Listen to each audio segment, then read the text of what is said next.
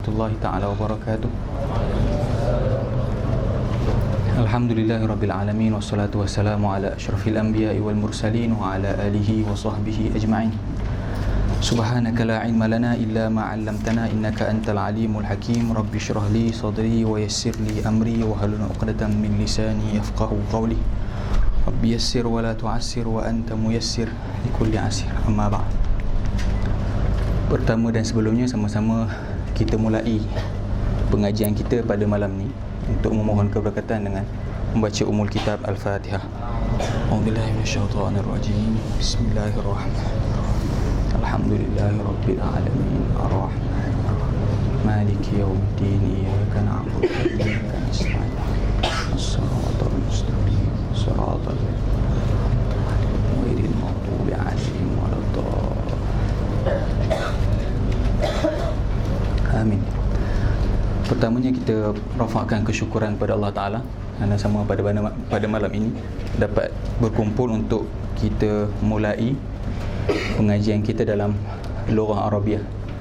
Ana ditaklifkan oleh Ustaz Hairul dan Ustaz Nazrul untuk pegang Nahwu dan Saraf. Tapi selepas pembicaraan nak buka serentak ataupun salah satu, Ana kata mungkin kita mulai dengan Nahwu dululah, daripada takut masa suntuk kita ambil dua-dua. Jadi kita mulai dengan Nahwu terlebih dahulu. Okay, dan kitab yang dipilih sebelum ni Ana ada baca dah Nahwu, tapi Ana baca Tuhfah. Oleh kerana agak memakan masa dan tak sesuai untuk mubtadiin, maksudnya dia nak dapat ke semua tajuk tu agak lambat. Jadi kita ambil keputusan kita baca matan je dulu. Jurumiyah ni kita akan baca matan sahaja terlebih dahulu. Kalau ada masa lepas ni kita akan masuk syarah ataupun kita pilih kitab yang lain lah. Jadi kitab yang kita pilih adalah Al-Ajurumiyah, matannya sahajalah. Makruf kita matan Ajurumiyah. Kalau syarahnya yang masyhur At-Tuhfah As-Saniyah.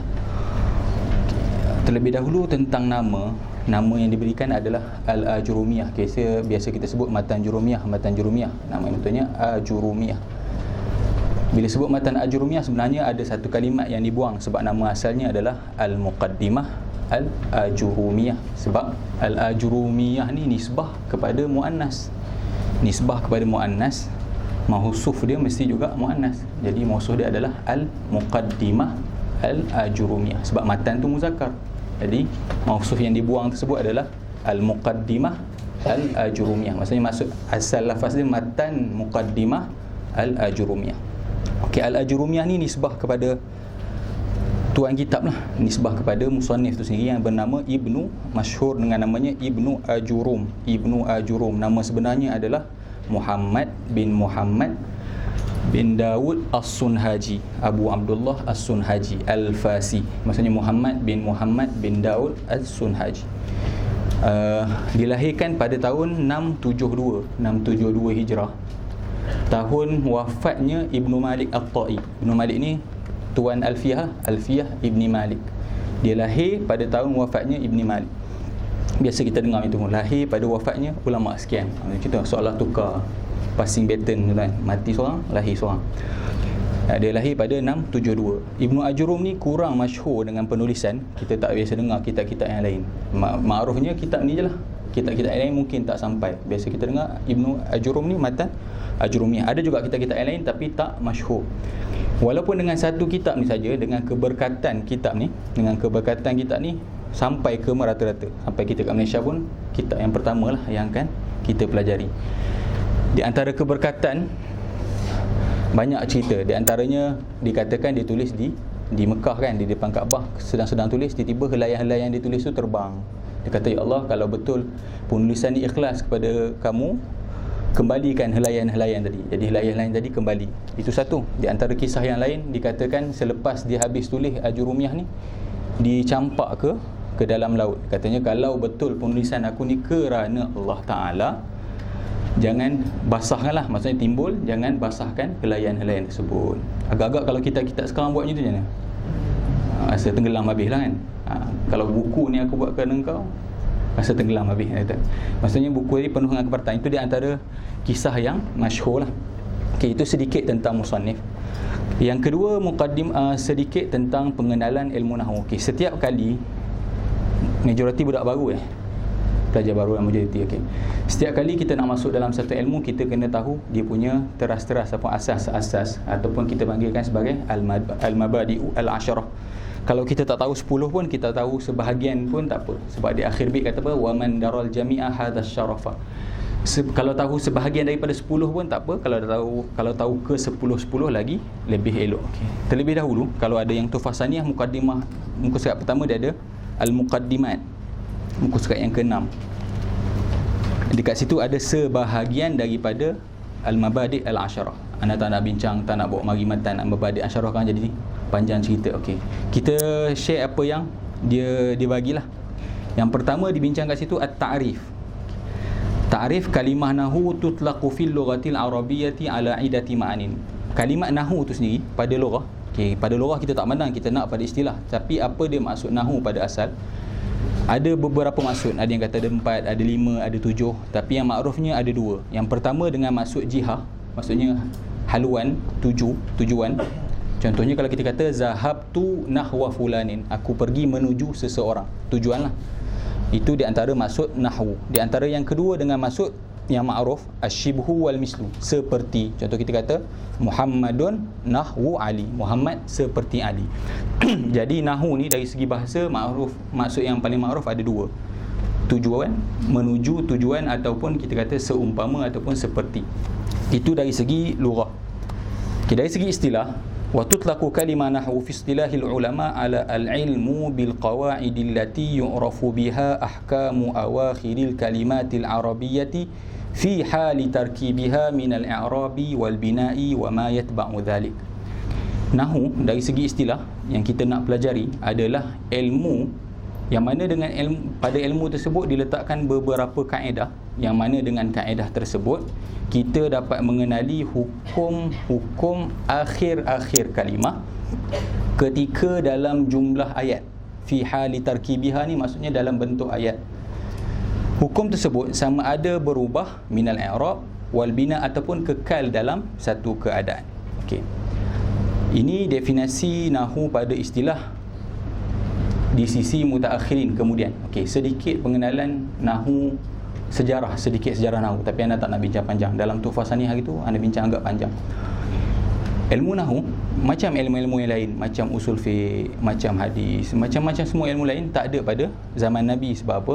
Ilmu tersebut ada pada diri sahabat secara jibili, secara maksudnya memang ada dalam diri dia orang, tak perlu dihimpun, tak perlu disusun. Semua ilmu-ilmu ni wujud pada mula tabi'in ke atas. Begitu juga ilmu nahwu. Ilmu nahwu ni ada khilaf, siapakah yang mula-mula meletakkan ilmu nahwu. Ada yang kata Sayyidina Ali, ada yang kata Abul Aswad ad-Du'ali. Dua qaul.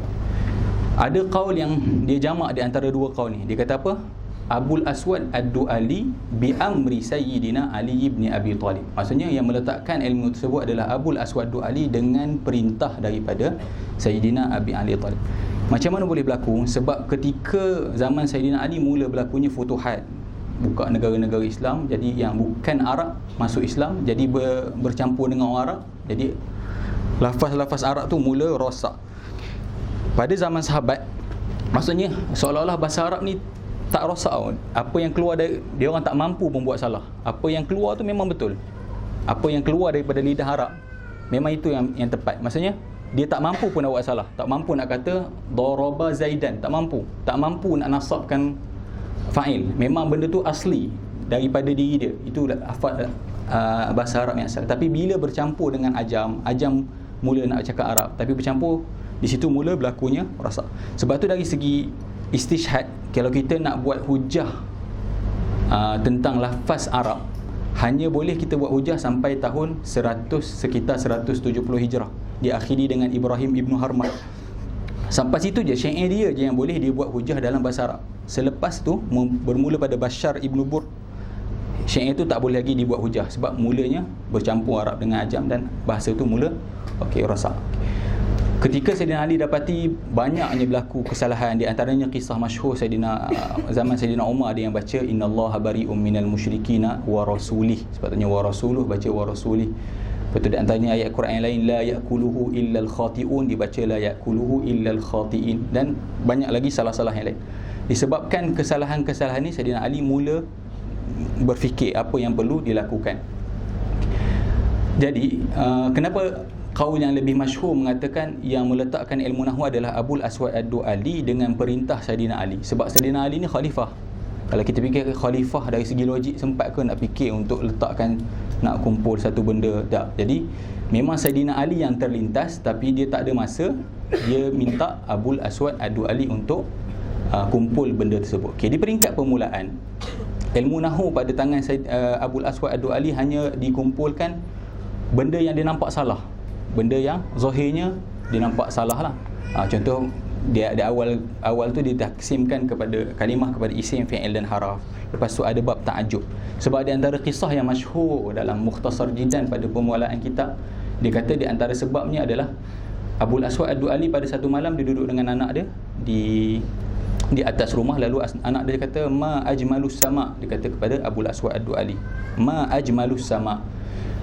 Uslub ma ajmalus sama' dalam bahasa Arab adalah uslub istifham. Bila sebut ma ajmalus sama', jadi difahami daripada ayat tu adalah ma tersebut ma istifham. Jadi Abul Aswad Ad-Du'ali jawab kawakibuha.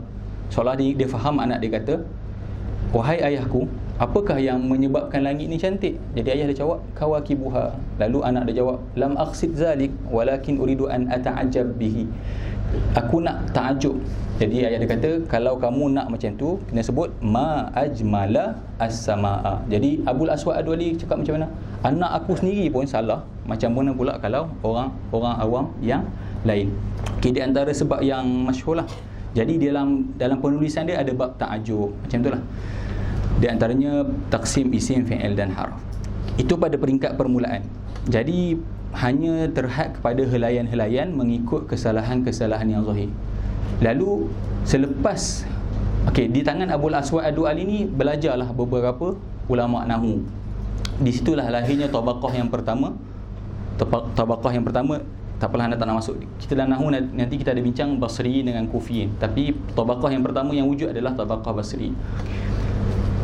Ada dalam 4 atau 5 yang masyhur belajar dengan Abul Aswad Ad-Du'ali, tapi belum masih ada apa-apa penulisan. Hanya dibincangkan, dia panjang lebarkan apa yang Abul Aswad Ad-Du'ali buat. Di tangan 5 orang ni, maksudnya dalam 4-5 orang ni belajar dengan Abul Aswad Ad-Du'ali. Datang yang next selepas tu, tabaqah yang kedua, di antaranya Imam Sibawayh sendiri. Di situ ada Imam Sibawayh belajar dengan tabaqah yang pertama tadi. Tapi dengan tabaqah yang kedua tadilah wujudnya penulisan. Sebab yang masyhurnya adalah Al-Kitab oleh Imam Sibawayh. Di situlah berlakunya penulisan dan mulanya berkembang. Terlupa satu benda. Bermula daripada Abul Aswad Ad-Du'ali, tabaqah yang pertama, tabaqah yang kedua, belum lagi nahwu dan saraf diasingkan. Nahwu dan saraf satu. Tadi syahid pada takrif ni. Takrif ni sebut macam mana? Al-ilmu bil qawaidil lati yu'rafu biha ahkamu awakhiril kalimatil arabiyyati fi hali tarkibiha. Takrif permulaan adalah al-ilmu bil qawaidil lati yu'rafu biha ahkamul kalimatil arabiyyati ifradan wa tarkiban. Itu takrif asalnya. Takrif sebelum ilmu nahwu dan saraf diasingkan, ilmu yang diletakkan kaedah-kaedah untuk diketahui hukum-hukum kalimat, sama ada dalam bentuk satu ataupun dalam bentuk jumlah. Sebab saraf, kita tak bincang jumlah. Saraf kita bincang isim fa'il, kita bincang isim maf'ul. Maksudnya peranan saraf, kita bincang macam mana nak letak baris, macam mana baris daripada permulaan sehingga sebelum akhir. Macam mustaf'ilun, mim sampailah ain, apa baris yang kita perlu letak. Tapi saraf hanya peranannya awakhiril kalimat, di akhir kalimah. Pada peringkat permulaan, penulisan yang dikumpulkan oleh Abul Aswad Ad-Du'ali, at-tabaqah yang pertama, at-tabaqah yang kedua, semuanya berlega nahwu dan saraf ni dalam satu, tak diasingkan lagi. Maksudnya ahkamul kalimat ifradan wa tarkiban. Bila mula asing, di tangan seorang nahwu yang bernama nuhah yang bernama Al-Mazini. Al-Mazini ada kitab At-Tasrif. Al-Mazini adalah orang yang pertama mengasingkan di antara nahwu dan saraf dan diletakkan saraf satu ilmu nahwu pada satu ilmu lain. Itu sedikit pengenalan. Jadi anda tak bincang atwar secara detail. Kalau nak mungkin boleh dapatkan dalam rakaman yang Tuhfah Saniyah, ada dalam muhadarah yang pertama atau kedua. Anda bincang secara detail atwar, taurul awal, at-taurul thani, at-taurul thalith ataupun at-taurul rabi'. Itu sedikit pengenalan tentang nahwu. Maksudnya nahwu, takrif nahwu ni adalah takrif selepas ilmu nahwu diasingkan dengan ilmu saraf. Jadinya perbahasan nahwu hanya pada kalimat ketika dalam tarkib. Jadi kalau orang tanya kita i'rab kalimah Zaid, boleh tak? Tak, sebab benda yang nak kita i'rab, benda yang kita nak bincang dalam nahwu hanyalah kalimat ketika berada di dalam jumlah. Kalimat sebiji kita tak ada peranan apa-apa peranan nahwu, tapi peranannya hanyalah sorof. Kalau kalimah sebiji kita hanya bincang dia ni lafaz apa, jadi perbahasan lafaz ni adalah perbahasan sorof. Perbahasan nahwu bila berada di dalam jumlah dan jumlah tersebut difahami, seperti yang kita akan baca sekejap lagi. Itu dari segi ta'rif. Yang kedua, al-mawdu'. Apa dia? Bincang topik utama ilmu nahwu. Al-kalimatul arabiyyatu min jihatil bahsi an ahwalihal mazkurah. Kalimat-kalimat Arab lah. Maksudnya bahasa-bahasa lain kita tak bincang lah. Nahwu ni hanya bincang kalimat-kalimat Arab dalam bentuk jumlah. Sebab tu dijamakkan al-kalimatul arabiyyah, yang dimaksudkan maksudnya kalimat Arab dalam bentuk jumlah. Seterusnya al-thamarah. Apa yang kita dapat dengan ilmu ni? Thamaratu ta'allumi ilmin nahwi siyanatul lisani anil khata'i fil kalamil arabi wa fahmul Quran. Dua perkara yang utama. Yang pertama, nak jaga lidah daripada berlaku kesalahan ketika bertutur. Yang kedua, untuk memahami Al-Quran dan Al-Hadis. Dua hasil yang penting lah. Seterusnya, nisbatuhu wa huwa minal ulumil arabiyah. Nisbah ni, kita nak nisbahkan ilmu nahwu ni dengan ilmu-ilmu yang lain. Apa nisbah dia? Dia kata ilmu nahwu ni satu juzuk daripada ilmu-ilmu bahasa Arab. Maksudnya ilmu yang berbentuk wasilah lah. Ilmu ni ada wasail, ada maqasid. Ada ilmu yang betul-betul kita memang perlu pelajari dia. Ada ilmu yang kita pelajari untuk sampai kepada ilmu maqasid. Jadi ilmu nahwu ni adalah ilmu wasail, ilmu alat. Wadi'uhu wal masyhur anna awwala wadi'in li ilmi nahwi huwa Abul Aswad ad-Du'ali bi amri amiril mu'minin Ali ibn Abi Talib radhiyallahu anhuma. Itu yang paling masyhur. Qaul yang pertama cakap Sayyidina Ali sendiri. Qaul yang kedua kata Abul Aswad ad-Du'ali sendiri. Qaul yang paling masyhur Abul Aswad ad-Du'ali dengan perintah Sayyidina Ali ibn Abi Talib. Itu yang meletakkan ilmu nahwu. Seterusnya, hukmu syari'i fi. Apa hukum pelajari ilmu nahwu? Wa ta'allumuhu fardun min furudil kifayati wa rubbama ta'ayyana ta'allumuhu ala wahidin fasara fardu ainin ala ilmihi. Hukum asalnya adalah fardu kifayah. Apa dia fardu kifayah? Kalau dalam satu kampung atau satu qaryah tu seorang pelajari, yang lain terlepas. Tapi kalau dalam tempat tersebut tak ada lagi, jadi fardu ain terhadap seorang lah, terhadap setiap seorang. Tapi bila seorang tu pelajari, tergugurlah dosa daripada yang lain. Itu takrif fardu kifayah. Itu sedikit tentang mabadi' al-asyarah. Dia terus disebut sini 1, 2, 3, 4, 5 dan 6. 4 lah tak ada di situ. Di antaranya nama masyhur lah, nama dia ilmun nahwi. Al-masail yang kita akan bincangkan nanti, contohnya al-fa'il marfu', al-maf'ulun bihi mansub dan selain-lain benda itulah. Okey, tak apa. Kita tak nak panjang lebar pada mukaddimah untuk kita jimatkan masa. InsyaAllah kita masuk terus dalam kitab. Ada soalan untuk sebelum kita masuk? Untuk permulaan tak ada Okey. Kita akan ambil matan je terlebih dahulu. Bismillahirrahmanirrahim. Qala al-musannifu wa huwa Abu Abdillah Muhammad ibn Dawud as-Sunhaji al-ma'ruf bi ibn Ajurum al-maulud fi sanah 672 wal mutawaffa fi sanah 723 min al-hijrah an-nabawiyyah rahimahullahu ta'ala. Qala al-kalamu huwa al-lafzu al-murakkabu al-mufidu bil wad'i. Okey. Sebelum kita masuk perbincangan dalam nahwu, kita perlu melalui beberapa mukaddimah ataupun beberapa tangga untuk kalau kita terus masuk mengaji fa'il, terus mengaji maf'ul tanpa melalui mukaddimah ni takkan difahami. Okey. Jadi dalam ilmu nahwu, kalau dalam gambaran am, anda tak berapa larat nak tulis. Kita ada mukaddimah, kita ada maudhu'. Apa dia mukaddimah? Mukaddimah ni bukan perbincangan yang kita nak, tapi benda yang perlu kita sampai untuk kita fahami maudhu'. Okey. Kita ada mukaddimah dan kita ada maudhu'. Secara simple dalam ilmu nahwu, ini gambaran am sebelum antum masuk ilmu nahwu.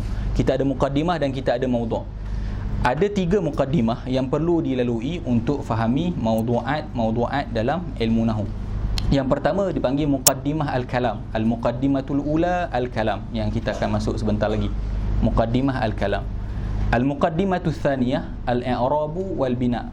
Benda kedua yang perlu kita tahu, apa dia i'rab, apa dia bina. Benda yang pertama kalam, benda yang kedua apa dia i'rab, apa dia bina. Yang terakhir al-ma'rifah wan nakirah. Ma'rifah ada berapa, nakirah tu apa dia. Tiga perkara. Tiga perkara ni kalau dilalui terlebih dahulu akan difahami dan mudah untuk masuk topik-topik dalam ilmu nahwu. Jadi apa dia topik? Topik yang kita akan yang betul-betul kita nak daripada ilmu nahwu adalah al-marfu'at, al-mansubat, al-majrurat dan al-majzumat. Isim-isim dan fi'il-fi'il yang marfu', isim-isim dan fi'il-fi'il yang mansub, isim-isim fi'il-fi'il yang isim yang majrur dan fi'il yang majzum. Okey. Jadi kita perlu melalui beberapa mukaddimah. Sekarang ni kita pada mukaddimah yang pertama. Mukaddimah yang pertama kita namakan sebagai muqaddimatul kalam. Kenapa benda ni diletak terlebih dahulu? Kita tengok takrif tadi. Takrif tadi sebut al-ilmu bil qawaidil lati yu'rafu biha ahkamu awakhiril kalimatil arabiyyati fi hali tarkibiha. Kita ada poin kita tadi fi hali tarkibiha. Jadi benda yang kita akan pelajari, benda yang kita akan bincang dalam ilmu nahwu hanyalah kalimat Arab dalam bentuk ayat. Jadi ayat yang dimaksudkan tu adalah al-kalam. Okey. Al-kalam. Jadi al-kalam ni lah yang kita akan i'rab.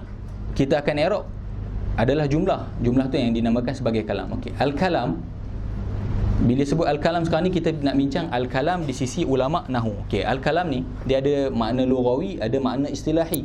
Kalau al-kalam pada makna lughah, al-kalamu lughatan, benda yang difahami. Kalam pada bahasa ni apa-apa sahaja yang difahami. Kalau kita angguk, orang faham, kata ya, itu pun dah dipanggil kalam pada lughawi. Kalau kita tulis, itu pun dah dipanggil kalam. Apa-apa isyarat juga dipanggil kalam pada lughatan. Okay, tapi yang kita nak di sini, apakah al-kalam di sisi ulama nahwu, yang mana menjadi topik perbincangan nahwu. Sebab ketika lafaz tersebut dalam bentuk mufrad, kalimat tersebut tidak dibincangkan. Okay, jadi apakah al-kalam? Jadi al-musannif kata al-kalamu huwal lafzu al-murakkabu al-mufidu bil wad'i. Kalam di sisi ulama nahwu, perkara yang terhimpun empat syarat. Empat syarat ni panggil berantai. Syarat satu tak cukup, kena ada syarat yang kedua. Syarat kedua saja tak cukup, kena ada syarat yang ketiga. Syarat ketiga tak cukup, kena cukup syarat yang keempat. Maksudnya empat tolak satu dia tak jadi tiga, dia jadi kosong. Empat syarat ni berantai. Maksudnya kalam adalah ibarat daripada perkara yang terhimpun empat perkara. Yang pertama al-lafzu, yang kedua al-murakkabu, yang ketiga al-mufidu, yang keempat bil wad'i. Cukup empat perkara tersebut barulah dinamakan kalam di sisi ulama nahwu. Okay, yang pertama al-lafzu. Syarat yang pertama kita nak kata satu-satu perkara tersebut adalah al-kalam, mestilah lafaz. Apa dia lafaz? Lafaz ni kalau takrif dia adalah dalam bahasa Arab as-sautu al-mushtamilu ala ba'di al-hurufi al-ijaiyah. An yakuna sautan mustamilan ala ba'di al-hurufi al-hijaiyah. Maksudnya lafaz ni mestilah bunyi yang mana bunyi tersebut mengandungi sebahagian daripada huruf hijai. Apa pun kalau kita sebut zaidun, zaidun ada zai, ada ya, ada dal. Hatta kalau kalimat tersebut tak ada maksud, daizun, dal, ya, zal, tetap dipanggil lafaz. Lafaz ni dia umum. Bila sebut lafaz umum, sama ada maksud ataupun tak ada maksud, tetap kita panggil lafaz selagi mana boleh kita eja. Selagi mana bunyi tadi boleh dieja, kita dalam bahasa Arab dipanggil al-lafzu. Selagi kalimat tadi boleh dieja, dia akan panggil lafzu. Sebab tu lafzu ni ada al-lafzul musta'mal, ada al-lafzu al-muhmal. Lafaz yang diguna pakai, lafaz yang tidak ada maksud. Jadi lafaz ni umum. Ada maksud ataupun tak ada maksud, kita panggil lafaz. Semata-mata boleh eja, dal, ya, zal, zal, ya, dal. Okay, kalau kita ketuk, contoh kita kata ketuk meja, tak boleh eja, tak, bunyi tu tak boleh dieja, jadi kita tak panggil sebagai lafaz. Lafaz ni suara yang boleh dieja dengan sebahagian huruf hijai. Itu syarat pertama untuk al-kalam.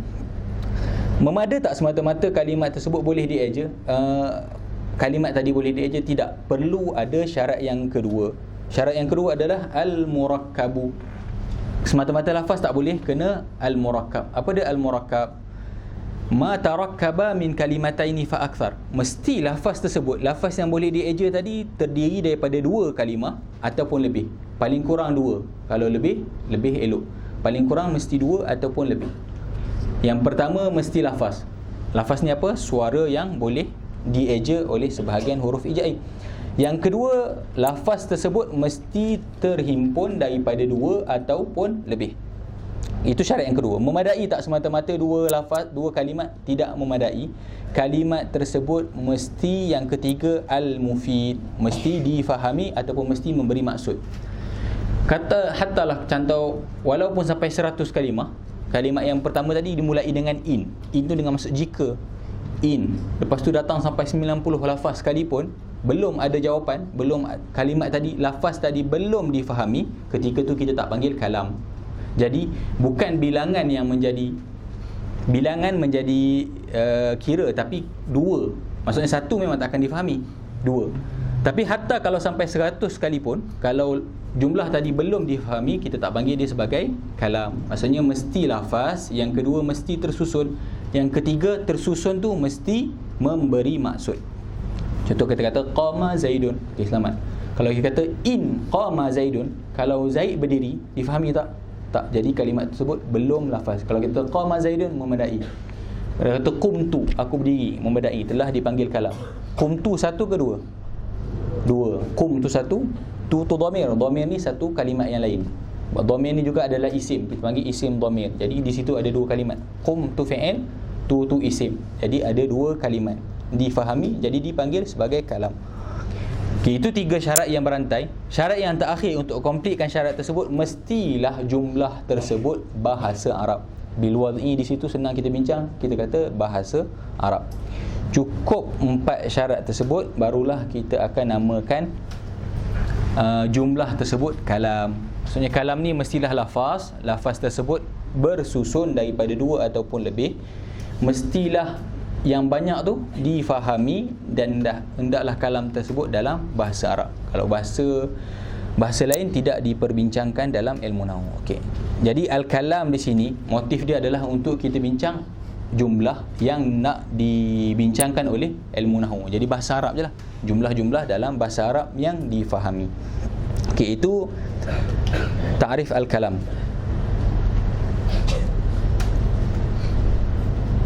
Al-kalamu huwa al-lafzu al-murakkabu al-mufidu bil-wad'i. Okey, kemudian ditaksimkan al-kalam. Wa aqsamuhu thalathatun. Wa aqsamuhu thalathatun. Ismun wa fi'lun wa harfun jaa'a li ma'nan. Wa aqsamuhu thalathatun. Ismun wa fi'lun wa harfun jaa'a li ma'nan. Dan bahagiannya ada 3. Zahir dhamir tu kembali kepada kalam. Bahagian kalam sebenarnya tak, sebab jumlah tadi kita tak bahagikan jumlah. Okey, dalam satu ayat kita kata qama Zaidun. Jumlah tersebut kita tak, dia bukan nak taksimkan jumlah, dia nak taksimkan juzuk-juzuk yang ada dalam jumlah, kalimah-kalimah yang ada dalam kalam tersebut. Kalau sebab zahir aqsamu dhamir balik kepada kalam, tapi bukan nak ditaksimkan al-kalam, tapi dia nak taksimkan juzuk-juzuk yang ada dalam kalam ni. Kalau kita cari, kita kaji balik-balik, semuanya kembali kepada 3. Tak kira apa bahasa sekalipun sebenarnya, hatta kepada bahasa Malaysia sekalipun. Kalau kita sebut ayat panjang macam mana pun, hari ini aku pergi berjalan-jalan, buatlah ayat hari ini tu zaraf isim, aku isim, berjalan-jalan fi'il. Kembali akhir sekali kepada 3 bahagian. Begitu juga dalam bahasa Arab. Bila ditaksimkan kalimah, taksim ni dalam ilmu, antum akan jumpa dalam apa-apa ilmu nahwu ni, bila jumpa je aksam, taksim ni sama ada 3. Taksim ni sama ada 3. Yang pertama kita bagi taksim akli. Pembahagian tersebut dari segi akal. Kita bagi taksim akli. Maksudnya akal memang mengatakan macam tu bahagian dia. Tak akan wujud bahagian lain. Contoh nak cakap, bilangan ni hanya ada 2, ganjil dan genap. Bilangan hanya ada 2, bilangan terbahagi kepada 2, ganjil dan genap. Ada tak orang boleh bagi yang ketiga? Tak. Maksudnya siapa yang mentaksimkan bilangan ni hanya ada ganjil dan genap? Akal. Akal yang menentukan yang bilangan tu hanya ada ganjil dan genap. Itu kita panggil sebagai taksim akli. Pembahagian tersebut memang dari segi akal. Mana-mana bilangan sama ada genap ataupun ganjil. Itu taksim yang pertama. Maksudnya bila antum cuba aksam, cuba tengok aksam tu aksam jenis bahagian mana. Okey, itu yang pertama, taksim akli. Yang kedua, kita ada taksim istiqra'i. Istiqra'i ni maksudnya selepas kajian. mengkaji, memang dapat banyak tu. Kita yang yang kita sedang bincang sekarang ni, aqsam kalam ni, kita dalam yang kedua, kita panggil sebagai taqsim istiqra'i, pembahagian yang diletak selepas melakukan kajian. Laku kajian, bila tengok himpun semua kalimat-kalimat yang ada, last sekali jumpa isim, fi'il dan haraf. Boleh tak kata akal? Bukan akal yang mengatakan hanya ada isim, fi'il dan haraf, tapi hasil daripada kajian. Istiqra' ni dalam perbahasan dia ada istiqra' tam, ada istiqra' naqis. Istiqra' tam ni apa? Contoh kalau dia nak kaji 100 orang, dia tanya 100 orang. Itu panggil istiqra' tam. Yang kedua istiqra' naqis ni. Istiqra' naqis ni dia kaji secara senang-senang je lah. Contoh dia nak kaji tentang pelajar Malaysia, dia tanya budak-budak yang duduk Sabek je. Itu panggil naqis. Kalau dia kata dia nak kaji budak Malaysia yang berada di Mesir, dia keliling seluruh Mesir cari seluruh Malaysia, ketika tu jadilah istiqra' tu istiqra' tam. Tapi kalau dia hanya sebahagian, dia kata dekat Sabek ni paling ramai, ketika tu istiqra' tu hanyalah istiqra' naqis. Jadi ada sebahagian taksim kita bagi taksim istiqra'i, yang mana kita ada sekarang ni lah. Kalimat terbahagi kepada isim, fi'il dan haraf ni adalah dari sudut taksim istiqra'i. Di sana ada khilaf, yang mana lah sekali khilaf-khilaf tu semuanya tak diambil kira. Ada yang kata ada 4, ada yang kata isim fi'il tu yang keempat, isim fi'il. Lala sekali bincang kembali juga kepada salah satu daripada pembahagian yang 3. Okey, jadi yang muktamadnya kalimah hanya ada 3, isim, fi'il dan haraf. Dan taksim tersebut adalah taksim istiqra'i. Yang akhir sekali adalah taksim ja'li. Ja'li, jim, ain, lam, ya. Ja'li ni maksudnya suka-suka, dia yang suka-suka buat. Contoh anda kata anda buat satu buku, anda pun letak al-faslul awal, anda letak 100 muka surat. Al-faslul sani anda letak 50 muka surat. Al-faslul salis anda letak 200 muka surat. Itu dipanggil ja'li. Di atas orang yang melakukan, dia yang nak letak macam tu. Dipanggil taksim ja'li. Jadi pembahagian, dalam mana pembahagian dia ada 3 lah. Jadi yang masyhur dalam pembahagian kita jumpa dalam mana-mana ilmu biasanya adalah istiqra'i ataupun aqli. Biasanya dalam tauhid, biasanya benda tu adalah akli. Kalau dalam tauhid biasanya akli. Okey, masuk dalam pembahagian kalam. Wa aqsamuhu thalathatun ismun wa fi'lun wa harfun jaa li ma'nan.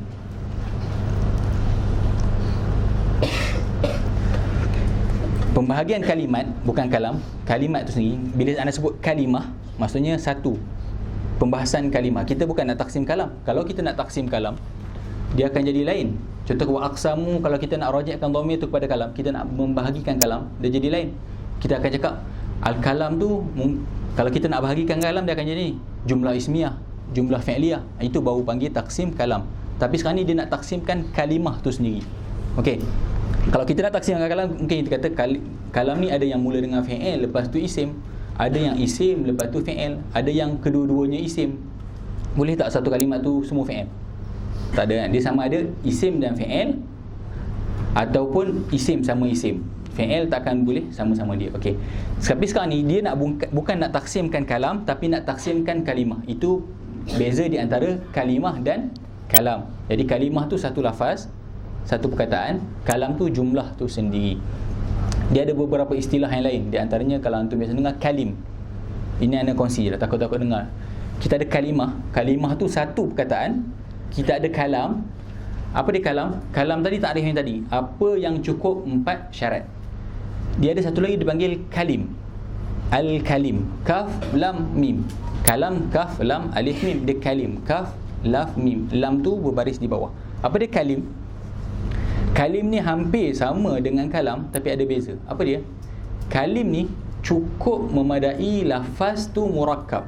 Wal lafzu al-murakkabu. Habis. Maksudnya apa? Dia, okey, murakkab dia pula mesti daripada 3 ke atas. Okey, sekali lagi. Kalam ni mestilah lafaz murakkab. Murakkab tu sama ada 2 ataupun lebih. Dan lafaz murakkab tadi mesti difahami. Yang keempat bahasa Arab. Apa dia kalim? Kalim ni lafaz dan mesti murakkab 3. Dia mesti 3 ke atas, bukan 2. 2 belum, sebab kalim ni jamak. Dia mesti 3 ke atas. Apa beza di antara kalim dan kalam? Dia tak, 2 tak panggil kalim lagi. 2 baru kita panggil kalam. Kalim mesti 3. Tapi difahami ataupun tak difahami, tetap dipanggil kalim.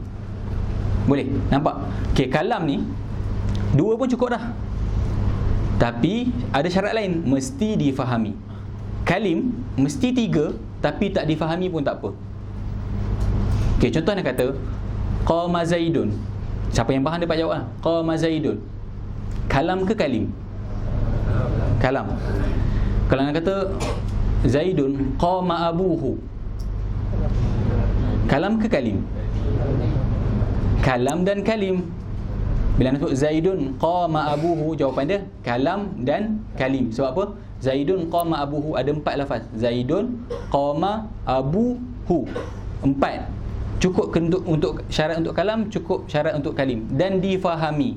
Kalam nak syarat faham, kalim tak faham pun tak apa, asalkan lebih daripada 3. Jadi kalau Zaidun qama abuhu tu kita panggil kalam dan kalim. Kalau Zaidun qaimun kita panggil kalam sahaja. Tapi kalau nak sebut in qama Zaidun, kalim sahaja sebab tak difahami. Okey, itu beza di antara kalim dan kalam. Takut ada jumpa perkataan kalim jadi pening. Kalim tu bukan kalam. Kalim tu mesti 3 ke atas, tapi tetap dipanggil kalim walaupun tidak difahami. Okey. Okey, ini mesti ramai yang ngaji Sairul. Sairul biasanya dia mesti ada bincang sikit tentang an-nisbatu bainal alfaz. Ada bincang? Belum. Dia ada sentuh. Tak ada sentuh biar. Tapi kebiasaannya antum akan lalui, dan benda tu agak penting. Biasa dalam kitab dia akan, kalau tak faham istilah ni, memang takkan faham lah. Bahasa benda ni dalam mantik. Istilah di antara, nisbah di antara dua kalimat. Okey, daripada yang antum faham tadi, kalim dan kalam, dia apa nisbah di antara kalim dan kalam? Itu yang perbahasan dia lah. Tapi tak apa, kita akan kongsi selepas ni lah, kalau ada jumpa benda-benda yang lain, insyaAllah. Dia ada, kita panggil umum wa khusus mutlak, kita ada umum wa khusus wajhi, kita ada tabayun dan taraduf. Kalau masuk takut pening, kita apa. Cuma itu beza di antara kalam dan kalim. Kalimah, kalam, kalim. Kita ada 3 benda. Kalimah ketika dia satu, Zaidun tu sendiri kita panggil kalimah. Kalam ketika lebih daripada 2 dan difahami. Kalim 3 ke atas walaupun tak difahami. Okey, itu istilahat dalam nahwu. Okey, sekarang ni dia nak taksimkan kalimah, bukan kalam. Kalimah pada bahasa Arab terbahagi kepada 3, isim, fi'il dan haraf, tidak ada yang keempat. Dan haraf yang dimasukkan adalah haraf yang mengandungi maksud. Kenapa dia kata haraf ja'a li ma'nan? Untuk keluarkan huruf-huruf hijaiyah. Maksudnya bukan yang dimasukkan dengan haraf di situ alif, ba, ta, tha tu, tapi yang dimasukkan dengannya adalah huruf-huruf yang mengandungi maksud. Huruf jar, huruf qasam dan sebagainya lah. Yang pertama isim. Kalau ada kitab tengok tarif isim, ma dalla ala musamma, itu tarif lughah dia. Tarif istilah dia kalimatun dallat ala ma'nan fi nafsiha wa lam taqtarin bi zamanin. Apa dia isim? Isim ni kalimat yang menunjukkan maksud kepada diri dia tetapi tidak mengandungi sebarang masa. Maksudnya tidak perlukan masa. Maksudnya kalau kita kata isim ni, contoh kita kata madrasatun, sekolah, madrasah. Maksudnya sekolah. Madrasah ni satu lafaz yang menunjukkan maksud kepada diri dia sendiri. Madrasah, sekolah, maksudnya tunjukkan maksud kepada diri dia. Tapi kita tanya tak, madrasah bila? Tak, kan? Bila madrasah? Tak. Jadi benda tu tidak berkaitan dengan masa. Ketika tu kita panggil isim. Nama lah, dalam bahasa Melayu kita nama.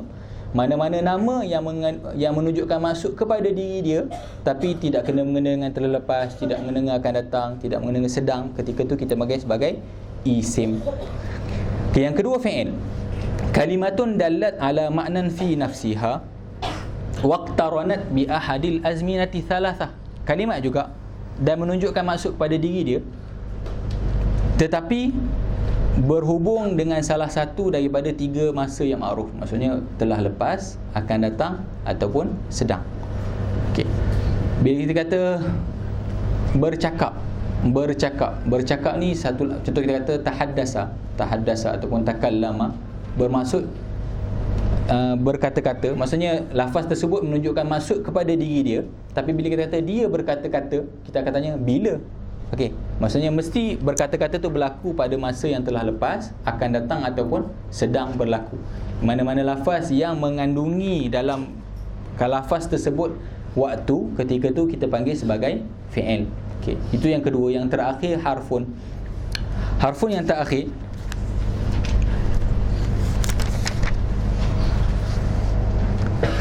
kalimatun dalat ala maknan fi ghairiha. Haraf ni dia ada maksud. Jangan faham kalimat tak ada maksud, bukan. Kalimatun dalat ala maknan fi ghairiha. Kalimah yang menunjukkan maksud pada orang lain. Maksudnya semata-mata dia tak ada guna. Contoh kita kata fi, pada. Ada apa maksud pada diri dia? Tak ada. Ila, kepada. Tak ada apa-apa maksud pada diri dia. Kalimat-kalimat haraf ni hanya masuk kepada jumlah untuk menyempurnakan maksud orang lain. Maksudnya kalimatun dalat ala maknan fi ghairiha. Dia kata zahabtu ilal madrasati, aku pergi ke sekolah. Kalau semata-mata ke, dia tak ada apa-apa peranan dan tidak menunjukkan maksud kepada diri dia, tapi dia hanya duduk di celah di antara isim ataupun fi'il untuk menyempurnakan maksud kalimat-kalimat yang lain. Itu adalah haraf. Okey, itu isim, fi'il dan haraf. Tadi terlupa taksimkan di antara tiga. Isim tak ada apa-apa, cuma dalam fi'il kita ada tiga. Kita pun tak bincang banyak sebab kita nanti kita ada satu bab khas, babul af'al. Okey, cuma fi'il ni terbahagi kepada tiga: fi'il madhi, fi'il amar dan fi'il mudhari'. Dalam kitab muka surat 9 kalau Tuhfah Saniyah, wal fi'lu ala thalathati anwa' madin wa mudhari'un wa amr. Fal madhi ma dalla ala hadathin waqa'a fi zaman alladhi qabla zaman at-takallum. Fi'il yang menunjukkan di atas satu perbuatan yang berlaku sebelum berkata-kata. So, dia telah pukul. Ketika bercakap tu, benda tu dah berlaku. Ketika tu fi'il tersebut adalah fi'il madhi. Contoh, banyaklah dia bagi contoh tu. Kata ba fahima. Mudhari' pula, ma dalla ala hadathin yaqa'u fi zamanit takallum. Mudhari' fi zamanit takallum au ba'dahu. Fi'il yang menunjukkan di atas satu peristiwa, sama ada peristiwa tu ketika dia berkata-kata, aku sedang makan, ataupun selepasnya, aku akan makan. Okey, maksudnya kalau madhi sebelum berkata-kata, kalau mudhari' ni sedang ataupun akan. Maksudnya mudhari' ni ada dua maksud lah, hadir ataupun istiqbal. Kalau madhi hanya maksud dengan madhi. Bila kita sebut ya'kulu, ihtimal boleh dia sedang makan ataupun dia akan makan. Jadi mudhari' ni ada dua maksud lah. Yang terakhir amar. Amar ni ma dalla ala hadathin yutlabu husuluhu ba'da zamanit takallum. Satu perbuatan yang dituntut selepas pertuturan, tapi dia berbentuk tuntutan lah, maksudnya berdiri. Jadi perbuatan tersebut berlaku selepas bertutur. Maksudnya amar ni dari segi maksud dia mustaqbal, tapi bentuk dia adalah bentuk suruhan. Ketika tu kita panggil fi'il tersebut adalah fi'il amar. Yang ni tak panjang, anda rasa benda tu simple, kita buat sekali lalu lah. Okey. Wa aqsamu salasatun ismun wa fi'lun wa harfun ja'a li ma'nan. Kita masuk seterusnya dalam nas. Falismu yu'rafu bil khafdi wat tanwini wa dukhulil alif wal lam wa hurufil khafdi wa hiya min wa ila wa an wa ala wa fi wa rubba wal ba'u wal kafu wal lamu wa huruful qasami wa hiya al wawu wal ba'u wat ta. Okey. Selepas dia taksimkan kalimah kepada tiga isim, fi'il dan haraf, bincang satu persatu macam mana nak kenal isim, macam mana nak kenal fi'il dan macam mana kita nak kenal haraf. Okey, pertama sekali dia masuk dengan isim. Falismu yu'rafu, alamat isim. Alamat isim ada banyak, tapi untuk mubtadi'in disebut di sini beberapa alamat yang biasa dijumpai. Pertama sekali, isim boleh dikenali dengan khafat. Secara senangnya khafat ni kita terjemah sebagai baris bawah lah, walaupun kurang tepat sebab baris bawah ni adalah kasrah. Khafat tu kita akan bincang dalam bab i'rab ni. Khafat ni adalah satu istilah yang mana bawah dia baris bawah, ada alamat ya, ada alamat fathah, tapi senang kita kata baris bawah lah. Jadi isim ni semata-mata antum jumpa kalimat tersebut diakhiri dengan baris bawah, ketika tersebut kalimat tersebut adalah isim. Baris bawah tu mesti baris bawah yang asli, sebab antum akan jumpa baris bawah yang arid. Tapi tak apalah, untuk peringkat permulaan dia nak bagi kenal mana-mana kalimat yang antum jumpa akhirnya diakhiri dengan baris bawah, ketika itu kalimat tersebut adalah isim. Okey, bagi contohlah banyak. Contoh kata di sini, hadza kitabu amrin, marartu bi bakrin. Apa-apa kalimat yang diakhiri dengan baris bawah. Itu yang pertama. Yang kedua tanwin. Apa dia tanwin? Tanwin ni dua baris lah, dua baris di atas, dua baris di bawah, ataupun dua baris di hadapan. Takrif dia sebenarnya nunun sakinatun talhaqu akhira alismi nutqan la kitabatan. Maksudnya dalam pertuturan seolah-olah ada nun yang ditambah. Dia kita sebut kitaban, seolah-olah ada ba, lepas ba tu ada nun. Itu dia maksud tanwin. Tanwin ni nunun zaidah talhaqu akhiral ismi nutqan, dari segi pertuturan. Seolah-olah dalam segi pertuturan kita nampak ada nun pada akhir kalimat tersebut. Okey. Syahid kita, mana-mana lafaz yang antum jumpa diakhiri dengan tanwin, lafaz tersebut adalah isim. Ini cara simple untuk mengenali isim bagi mubtadi'in. Yang pertama baris bawah. Yang kedua tanwin. Kita cepat boleh kita banyak dapat. Seterusnya dukhulil alif wal lam. Alamat-alamat ni bukan maksudnya mesti. Maksudnya lafaz isim mesti baris bawah. Tak. Lafaz isim mesti tanwin. Ini kalau antum jumpa, confirm dia tu isim. Itu maksudnya. Kalau jumpa kalimat tersebut baris bawah, confirm kalimat tu isim. Kalau jumpa je tanwin, confirm kalimat tu isim. Wa dukhulul alif wal lam. Wa dukhulil alif wal lam, masuk alif dan lam. Ini pun sama. Kalau contoh jumpa madrasah, tak ada alif lam, bukan isim, bukan. Patut, maksudnya lafaz tersebut patut, boleh kita masukkan alif lam. Maksudnya kita boleh takdirkan suluh dukhulil alif wal lam. Maksudnya wal ismu fal ismu yu'rafu, takdirkan ada mudhaf suluh. Maksudnya patut. Isim boleh dikenali pada kalau kalimat tersebut patut kita masukkan alif lam. Contoh madrasah boleh kita sebut al-madrasah. Kitab pun boleh kita sebut al-kitab. Ketika tu kalimat tersebut kita panggil sebagai kalimat isim. Seterusnya hurufil khafdi. Kalimat-kalimat yang boleh masuk huruf khafat juga adalah isim. Apa dia huruf khafat? Dia datang kat sini bukan semua, tapi sebahagiannya. Ada lagi huruf khafat yang tak disebut. Min, ila, an, ala, fi, rubba, al-ba'u, al-kafu, al-lam. Mana-mana kalimat yang masuk 9 haraf ni, 1, 2, 3, 4, 5, 6, 7, 8, 9, kesemuanya kita akan panggil sebagai isim. Dan bila masuk kalimat ni, automatik ada dua alamat. Alamat kedua apa? Sebab isim selepasnya akan berbaris di bawah. Jadi dalam kalimat tersebut ada dua alamat, masuk huruf jar dan berbaris di bawah. Kalau ada alif lam pula, ada 3 alamat lah. Masuk huruf jar, contohnya fil madrasah, huwa fil madrasati, masuk huruf jar, ada alif lam dan kalimat tu berbaris di bawah. Wa huruful qasam, begitu juga kalimat yang dimasuki huruf qasam. Huruf qasam ni ada 3, al-waw, al-ba, at-ta. Mana-mana lafaz yang huruf sumpah ni masuk, wal fajri, wad duha, wallahi, apa-apa yang masuk waw, ba dan ta qasam, kalimat tersebut juga adalah isim. Waw, ba dan ta. Apa beza waw, ba dan ta ni? Waw ni, okey, waw ni masuk kepada, boleh kita gunakan waw ni sumpah mana-mana isim yang zahir. Kita boleh kata wal fajri, boleh wallahi, mana-mana isim boleh kita gunakan waw. Ini beza untuk penggunaan sumpah. Ba pula, waw tadi mana-mana isim zahir sahaja, tapi dia tak boleh gunakan isim dhamir. Dia tak boleh guna contoh waka, contoh tak boleh. Waka, demi kamu, tak boleh. Dia hanya boleh masuk kepada isim-isim yang zahir sahaja. Tapi kalau ba ni boleh isim zahir, boleh dhamir. Contoh bika, dia boleh sumpah dengan dhamir. Itu kalau huruf, beza di antara waw dengan ba lah.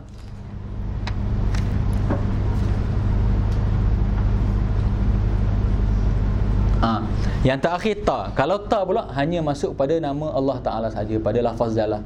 Ta ni hanya boleh kita sebut tallahi sahaja. Tapi kalau ba, kita boleh sebut billahi, boleh kita sebut bika, demi kamu. Maksudnya itu 3 perbezaan di antara 3 haraf qasam. Waw boleh masuk pada mana-mana isim, asalkan isim tersebut isim zahir, bukan isim dhamir. Ba boleh masuk isim zahir, boleh masuk isim dhamir. Kaf, ta pula hanya masuk pada lafaz jalalah. Maksudnya yang paling umum sekali mana? Yang mula-mula sekali ba lah. Ba yang paling besar sekali. Dia boleh masuk semua isim, dia boleh masuk dengan dhamir. Yang kedua waw, dia boleh masuk semua isim zahir tapi tak boleh masuk pada dhamir. Yang paling kecil ta, hanya boleh bersumpah dengan ta ni lafaz jalalah sahaja. Okey, itu beza di antara 3 haraf tadilah, waw, ba dan ta. Okey, itu alamat isim yang diberikan dalam kitab ni. Maksudnya alamat isim Sama ada kita nampak baris bawah ada tanwin masuk alif lam ataupun masuk huruf khafat. Itu alamat yang sesuai yang dikongsikan oleh Ibnu Ajurum dalam Ajurumiyah. Kemungkinan antum akan jumpa satu kalimat yang tak sesuai langsung dengan alamat-alamat yang diberikan tadi, tapi dia tak kongsikan alamat yang betul-betul sempurna sebab takut tak sesuai. Ada satu alamat yang mana alamat tu memang tak dapat lari daripada semua isim. Satu alamat yang takkan dapat lari daripada semua isim. Apa dia alamat dia? Dipanggil al-isnadu ilaih. Al-isnadu ilaih, disandarkan kepadanya. Maksudnya kalimat tersebut menjadi topik perbincangan dalam ayat. Contoh yang nak sebut, Zaid pergi ke sekolah. Siapa topik dia? Zaid. Maksudnya topik perbincangan tu al-isnadu ilaih, benda yang disandarkan kepadanya hukum, itu adalah isim. Okey, contoh apa yang tak boleh langsung masuk alamat ni? Dhamir. Contoh anda kata qumtu. Qumtu tadi satu kalimat ke dua kalimat? Dua, sebab ada fi'il dan isim. Fa'il tu isim. Fa'il mesti isim, dan isim dalam ayat ni qumtu tu dhamir. Okey. Antum cakap tu fa'il kan? Fa'il mesti isim, betul? Okey, apa alamat yang ada pada tu dalam alamat yang diberikan ni? Ada tak bagi bawah? Ada tanwin dalam tu. Boleh masuk alif lam? Al-tu. Tak boleh kan? Ada boleh masuk huruf jar? Fi-tu. Tak boleh. Jadi mana-mana alamat yang disebut tadi tak sesuai, tak boleh, memang tak boleh masuk dalam dhamir. Jadi pada isim-isim yang seperti dhamir ni kita kena tambah satu alamat yang lain, dipanggil alamat sebagai al-musnadu ilaih ataupun al-isnadu ilaih. Al-musnadu ilaih, benda yang disandarkan. Qumtu, aku berdiri. Dalam jumlah aku berdiri, siapa yang dihukumkan dengan berdiri? Aku. Betul? Jadi qumtu fi'il, tu berdiri. Orang yang menjadi topik ataupun yang diletakkan hukum dalam jumlah tersebut dipanggil isim. Jadi dalam seperti contoh dhamir, kita tak boleh nak terima mana-mana alamat tadi. Jadi perlu tambah satu alamat, al-musnadu ilaih. Alamat yang merangkumi, yang mana isim tak boleh lari daripada alamat tersebut. Tapi yang ni cuma dia nak kongsikan sebagai contoh. Mungkin saya silap Ibn Ajurum letak ni untuk budak 5-6 tahun je kan. Kita yang baru ambil, maksudnya untuk peringkat permulaan. Okey, kalau masuk qatrun nada memang dalam matan dia ada alamat tu. Alamat yang ditambah al-musnadu ilaih. Okey, itu alamat isim. Boleh? Kemudian masuk alamat fi'il. Wal fi'lu yu'rafu biqad was-sin wa sawfa wa ta'it ta'nithi as-sakinah. Macam mana pula untuk mubtadi nak kenal fi'il? Tadi kata fi'il ni lafaz yang menunjukkan maksud kepada dirinya sendiri dan tidak berkaitan dengan masa. Kalau kita sebut kataba, kita tak faham maksud, macam mana kita nak tahu isim ke fi'il kan? Okey, jadi kita yang ajam ni, dia kata lafaz yang menunjukkan maksud kepada diri dia dan perlu kepada masa. Kalau kita tak faham maksud kalimah tersebut, kita tak dapat nak kenal lagi. Jadi dia bagi petanda yang lain. Cara nak kenal fi'il sama ada dengan qad, sin, saufa, ta. Ish.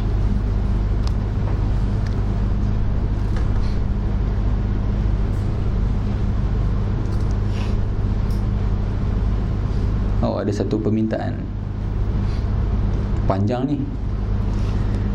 Terangkan setiap kegunaan huruf jar.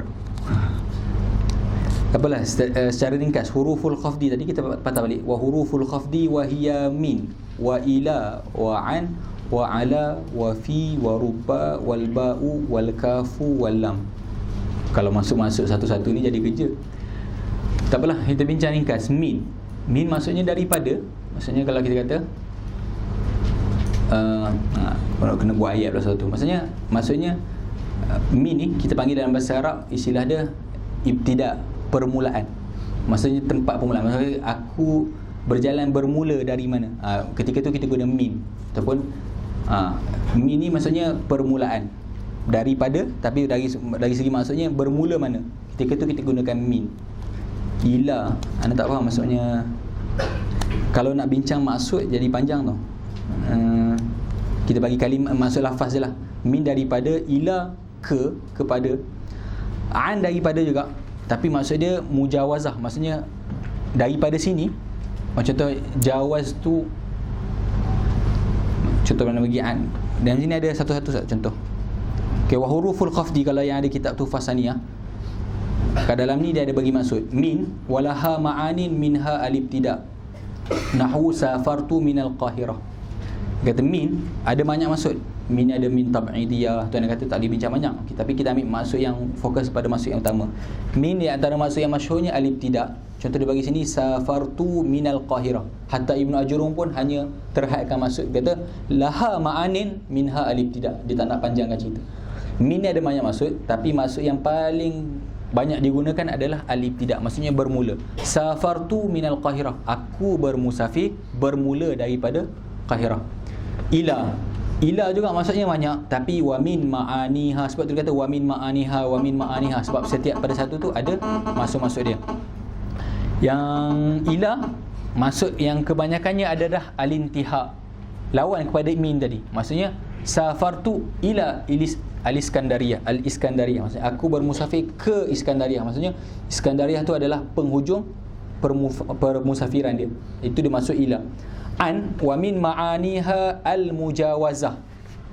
An ni maksud dia melampaui satu perkara. Contoh dia bagi ramaitu sahma anil qausi. Aku panahan busur daripada busurnya, aku baling lembing daripada busur. Maksudnya melampaui daripada satu jihad, satu tempat kepada satu tempat yang lain.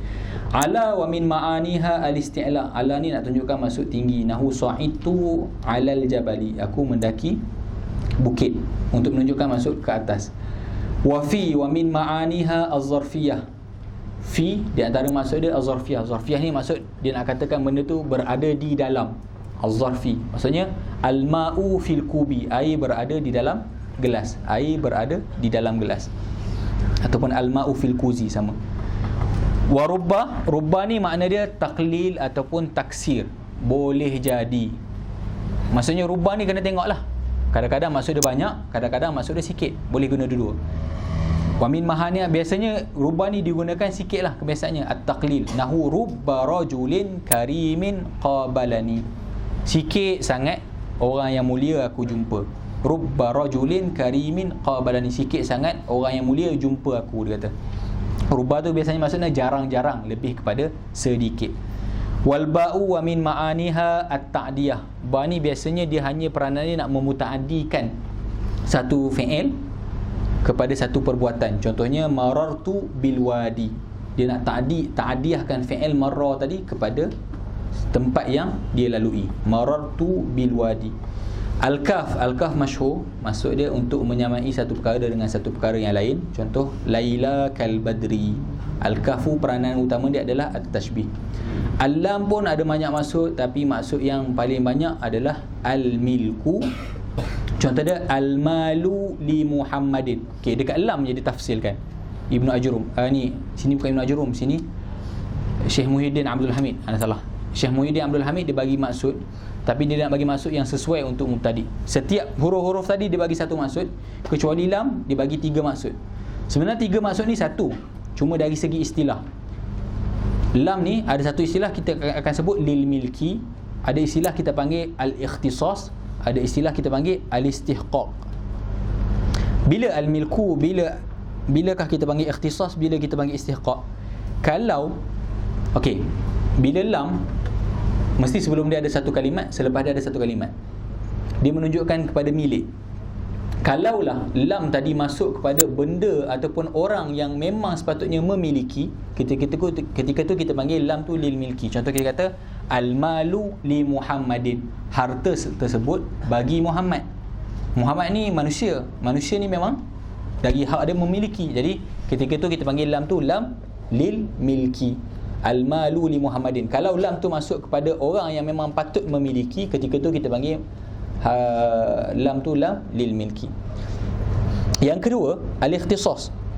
Lam dengan maksud ikhtisas, lam yang masuk kepada perkara yang dia bukan memiliki, rumah, kereta, bukan yang berakal lah. Contoh sini al-babu lid-dari, pintu bagi rumah. Adakah pintu tu milik rumah? Tak, kita panggil pintu milik rumah, tapi pintu tu dikhaskan untuk rumah. Jadi ketika kalau antum nampak lam tu masuk kepada benda yang bukan berakal, ketika tu kita panggil lam tu lam lil ikhtisas. Kalau pada lam tu masuk kepada berakal, lam tu lam lil milki. Yang terakhir khas kepada Allah Ta'ala, bila lam masuk kepada Allah Ta'ala, kita akan panggil lam tu istihqaq. Alhamdulillah, segala puji bagi Allah yang hanya berhak kepada Allah. Maksudnya lam tu, lam yang masuk pada Allah Ta'ala, ketika tu kita panggil lam istihqaq. Itu dibezakan 3 lam yang maksudnya sebenarnya sama, milik. Lam tu ketiga-tiganya milik, tapi bila kita gunakan kepada yang berakal, kita panggil lil milki. Kalau idhafat kepada benda yang tak berakal, kita panggil lil ikhtisas. Kalau untuk Allah Ta'ala, kita panggil lil istihqaq. Okey, itu di antara makna. Kalau ada masa kita panjang lebarkan. Okey, kita masuk alamat fi'il. Wal fi'lu yu'rafu biqad wasin wa sawfa wa ta'it ta'nisi sakinah. Fi'il boleh dikenali dengan masuk 4 perkara. Qad, sin, sawfa, ta'it ta'nisi sakinah. Tadi ketika fi'il kita ada bincang, fi'il ada 3 bahagian. Ada fi'il madhi, ada fi'il mudhari', ada fi'il amar. Ini bagi dia mubtadi'. Mubtadi' tak dapat nak bezakan lagi mana fi'il madhi, mana fi'il mudhari', mana fi'il amar. Jadi dia bagi contoh cara pengenalan secara umum. Dia kata fi'il boleh masuk dengan qad. Okey, qad ni, alamat ni berkongsi fi'il madhi dengan fi'il mudhari'. Qad ni boleh masuk pada fi'il madhi, boleh masuk pada fi'il mudhari', tapi tak masuk pada fi'il amar lah. Okey. Jadi tapi dia tak tafsirkan kat sini sebab seolah-olah dia kata mubtadi', dia nak bagi tahu secara ringkas je. Fi'il, lepas tu fi'il ni boleh kenal, kalau antum nampak 4 perkara ni dia panggil fi'il. Mungkin dia fi'il madhi, mungkin dia fi'il mudhari', macam itulah. Tapi kalau secara panjangnya qad. Qad ni boleh masuk pada fi'il madhi, boleh masuk pada fi'il mudhari'. Jadi alamat qad ni berkongsi di antara fi'il madhi dan mudhari'. Bezanya, kalau qad tersebut masuk pada fi'il madhi, ketika tu maksudnya pasti. Kalau qad masuk dalam fi'il madhi, kita akan maksud dia pasti. Maksudnya qad zahaba, dia pasti pergi. Tapi kalau qad masuk pada fi'il mudhari', maksud dia biasanya taqlil, maksudnya jarang, kadang-kadang. Kadang-kadang, qad yakunu, kadang-kadang. Kalau qad tu masuk pada fi'il mudhari', biasanya maksudnya kadang-kadang. Kecuali lah kalau qad tu masuk pada perbuatan yang diidhafatkan kepada Allah Ta'ala. Kalau qad tu masuk pada fi'il madhi ke fi'il mudhari' ke, tapi perbuatan tersebut adalah Allah Ta'ala, ketika tu maksudnya tetap pastilah. Okay, tapi kalau fi'il mudhari' tersebut yang kebanyakan fi'il, ketika tu kebiasaannya maksudnya jarang-jarang ataupun kadang-kadang. Okay, itu maksud qad. Maksudnya qad ni boleh menjadi alamat fi'il madhi dan fi'il mudhari'. Yang kedua dan ketiga, sin dan saufa. Sin dan saufa ni maksud dia akan. Sin ni maksud dia akan, tapi kemungkinan sejam 2 jam lagi. Tapi saufa ni kemungkinan 10 tahun akan datang, panjang. Tapi sin dan saufa peranannya maksud dia akan datang. Jadi boleh masuk daripada fi'il madhi? Tak akan masuk lah, sebab dia maksud dia akan datang. Hanya masuk pada fi'il mudhari'. Jadi sin dan saufa ni alamat fi'il mudhari'. Bukan sin dan saufa tu menjadi alamat. Memanglah kalau kita nampak sayaqulu sufaha, confirm lah yaqul tu fi'il. Tapi kalau semata-mata kita nampak fi'il, kita kata yaktubu, tapi boleh kata sayaktubu. Oh, jadi alamat kalimat tersebut adalah kalimat fi'il. Maksudnya masuk secara betul, ataupun boleh kita masukkan sin ataupun saufa. Ketika tu kalimat tersebut kita panggil sebagai fi'il. Tu sin dan saufa. Yang terakhir, ta ta'nis sakinah. Fi'il tersebut diakhiri, bukan dimulai. Ta ta'nis ni berada di akhir. Kalimat tersebut diakhiri dengan ta ta'nis as-sakinah. Ta terbuka, bukan ta memburta. Darabat, zahabat, qalat, kan? Okey, maksudnya kita nampak qala, tapi kita biasa dengar qalat. Jadi kita tahu yang qala ni adalah fi'il. Tapi ta ta'nis sakinah ni hanya alamat kepada fi'il madhi sahaja. Ta ta'nis sakinah hanya menjadi alamat bagi fi'il madhi sahaja, tidak kepada fi'il mudhari'. Fi'il mudhari' tak diakhiri dengan ta ta'nis sakinah. Okey. Jadi itu 4 alamat yang diberikan oleh Ibnu Ajrum. Satu, alamat yang berkongsi di antara madhi dan mudhari'. Yang kedua, yang ketiga, alamat khas kepada fi'il mudhari'. Yang keempat, alamat khas kepada fi'il madhi. Okey. Jadi dia ada tak kat sini alamat fi'il amar? Dia tertinggal, maksudnya tak adalah. Maksudnya di dalam alamat yang diberikan hanya ada alamat fi'il madhi dan fi'il mudhari' sahaja. Kalau fi'il amar, kena tambahlah. Kalau dalam syarah ada muka surat 13 perenggan terakhir, wa qad taraka alamata fi'lil amri wa hiya dalalatuhu 'ala at-talabi ma'a qabulihi ya al-mukhatabati. Kata macam mana kita nak kenal fi'il amar? Susah agak sebenarnya. Kata kalimat tersebut menunjukkan maksud tuntut. Kalau orang tu tak tahulah maksud, macam mana nak tahu kan? Kalimat tersebut bererti tuntutan, maksudnya pukullah, berdirilah, pergilah, apa-apa yang bererti tuntutan. Dan kalimat tersebut boleh letak ya, boleh quli, idribi, qumi, boleh masuk ya mukhatabah ketika tersebut kalimat tersebut adalah kalimat fi'il dan fi'il tersebut adalah fi'il amar. Okey, itu secara ringkas tentang alamat. Okey, ana laju sebab ana rasa ana nak panjang betul-betul dekat babul i'rab. Jadi kat sini rasa benda ringkas. Kita buat sekali lalu. Yang terakhir, wal harfu ma la yasluhu ma'ahu dalilul ismi wala dalilul fi'li. Haraf pula adalah perkara ataupun kalimat yang tidak boleh menerima mana-mana alamat isim, mana-mana alamat fi'il. Maksudnya kita masukkan, kita cari, kita sebut semua alamat isim tadi dan alamat fi'il, untuk kalimat tersebut tak sesuai, ketika tu kalimat tersebut adalah haraf. Itu kata alamat yang bentuk adami, alamat yang bentuk tidak ada. Maksudnya haraf dikenali dengan tidak menerima alamat isim dan tidak menerima apa-apa alamat fi'il, ketika tu dipanggil haraf. Tapi kalau macam tadi, kalau peringkat tadi qumtu, dia kata tu haraf. Tu tak boleh terima alamat tadi, tak boleh terima alamat fi'il. Tak, maksudnya secara am lah, semua alamat isim dan semua, tapi disebut tadi sebahagian alamat isim. Haraf-haraf ni dia tak terima langsung semua alamat isim dan tak terima apa-apa alamat fi'il, ketika tersebut kalimat tersebut adalah haraf. Okay, itu muqaddimah yang pertama, muqaddimah kalam, dipanggil muqaddimatul kalam wa ma yata'allafu minhu. Ada soalan untuk peringkat tu, untuk muqaddimah yang pertama?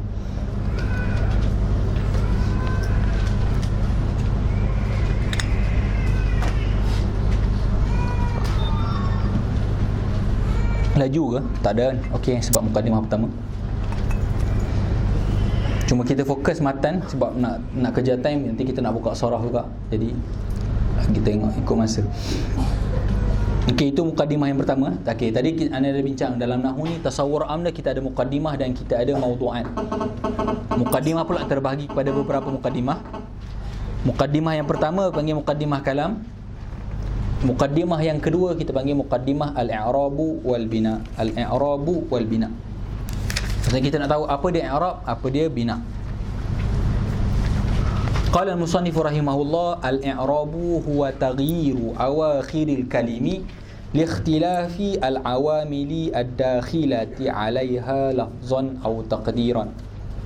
Al-i'rabu huwa taghyiru awakhiril kalimi liikhtilafi al-awamili ad-dakhilati 'alaiha lafzan aw taqdiran. Apa dia i'rab? I'rab adalah perubahan di akhir-akhir kalimah. Sebab apa berlaku perubahan tersebut? Liikhtilafi al-awamili ad-dakhilati 'alaiha, kerana berbezanya amil-amil yang masuk kepada kalimah tersebut. Habis cakap tu, lafzan aw taqdiran tu tamyiz kepada taghyir, maksudnya sama ada perubahan tersebut secara lafzi ataupun perubahan tersebut secara takdir. Maksudnya taghyiru awakhiril kalimi li ikhtilafil awamil dakhilati 'alaiha, lafzan au taqdiran. Perubahan di akhir-akhir kalimah dengan sebab berbeza amil yang masuk pada kalimah tersebut. Sama ada perubahan tersebut secara jelas, kita nampak perubahan tersebut, Zaidun, Zaidan, Zaidin, ataupun perubahan tersebut tak jelas. Contohnya Musa, darabtu Musa, qala Musa, marartu bi Musa. Sama ada perubahan tadi jelas ataupun tak jelas, kita panggil dia sebagai al-i'rab. Okey, jadi itu takrif i'rab. Jadi i'rab adalah perubahan di akhir kalimah dengan sebab amil-amil yang berbeza yang masuk kepada kalimah tersebut. Okey, secara lafzi ataupun takdir. Maksudnya kat sini kita ada dua bahagian lah, lafzan atau takdiran. Okey, kita ambil lafzi terlebih dahulu. Kita ambil contoh yang biasa kita gunakanlah, Zaidun. Zaidun ni lafaz yang boleh berubah secara jelas. Kita ambil mula-mula, kita jadikan dia sebagai fa'il, kita kata qama Zaidun. Kalau kita nak jadikan dia maf'ulun bih, kita sebut ra'aitu Zaidan. Kita nak jadikan dia majrur, marartu bi Zaidin. Okey. Apa dia al-i'rab? Al-i'rab adalah perubahan harakah di antara Zaidun, Zaidan dan Zaidin dengan sebab berbeza-beza amil yang masuk. Okey, pada qama Zaidun masuk kepada dia fi'il madhi. Fi'il madhi ni berajak kepada fa'il, dan fa'il tersebut fi'il lazim hanya berajak kepada fa'il sahaja. Dan fa'il ni adalah marfu'. Jadi dia marfu' dengan sebab masuknya fi'il madhi sebelum dia. Itu perubahan yang berlaku pada Zaid dengan sebab masuk fi'il madhi. Jadi qama Zaidun. Ra'aitu Zaidan jadi mansub. Sebab apa? Dimasuki oleh fi'il mutaaddi yang berhajat kepada fa'il dan maf'ulun bih. Jadi berubah daripada dun kepada dan kerana masuk amil yang memerlukan kepada maf'ulun bih. Jadi mana amil dia? Ra'a tu lah. Jadi kepada Zaidan. Yang terakhir, marartu bi Zaidin. Baris bawah tadi berlaku perubahan tersebut kerana masuknya haraf jar ba yang merubahkan dia daripada baris depan ataupun baris atas kepada baris di bawah. Itu contoh lafzi. Perubahan tersebutlah kita panggil sebagai i'rab. Okey. Kalau dalam kitab selepas ni sikit kita akan bincang, adakah perubahan tu kita panggil i'rab ataupun harakah tu. Jadi di sini Ibnu Ajurun sebut taghyir. Maksudnya dia rajihkan perubahan. Perubahan itulah adalah i'rab, bukan baris tu sendiri, bukan baris dhammah, bukan baris atas, bukan baris bawah tu i'rab. Dia kata perubahan. Perubahan ni benda maknawi, benda yang kita tak boleh kata. Dhammah tu bukan i'rab. Dia kata perubahan di antara daripada dhammah kepada baris atas kepada baris bawah tu adalah i'rab. Okey. Ada yang kata baris tu sendiri adalah i'rab. Sebab itu khilaf dari segi ta'rif. Tapi khilaf tu membawa beza dari segi kita nak i'rab. Biasa antum dengar contoh fa'ilun. Antum biasa dengar fa'il marfu' wa alamatu raf'ihi ad-dhammah. Ada orang sebut fa'il marfu'un bid-dhammah. Kan? Ada orang sebut fa'il marfu' wa alamatu raf'ihi ad-dhammah. Ada yang sebut fa'il marfu'un bid-dhammah. Mungkin satu sudut antum rasa macam dia nak singkat kan? Ada orang macam dia buat itu sebab singkat. Ada orang sebab itu dari segi pendapat dia terhadap i'rab. Orang yang mengatakan i'rab tersebut adalah harakah tu sendiri, dia akan sebut fa'il marfu'un bi dhammah. Fa'il marfu' dengan dhammah. Maksudnya dhammah itulah adalah i'rab. Maf'ulun bih mansubun bil fathah. Jadi baris tu adalah i'rab tu sendiri. Tapi yang mengatakan i'rab adalah perubahan, dia mesti sebut fa'il marfu' wa alamatu raf'ihi ad-dhammah. Sebab bukan dhammah tu i'rab. Dhammah tu hanyalah tanda kepada perubahan tersebut. Tanda kepada perubahan tersebut. Kalau pening biar abaikan. Okey. Tak penting pun. Tapi itulah maksudnya. Dia ada yang mengatakan dia tu perubahan, ada yang kata baris tu sendiri adalah i'rab. Okey, itu dari segi lafzi. Kita ada yang kedua, kita ada takdir. Kita ada perubahan dari segi takdir. Perubahan dari segi takdir ni ada beberapa sebab. Perubahan dari segi takdir ni ada beberapa sebab.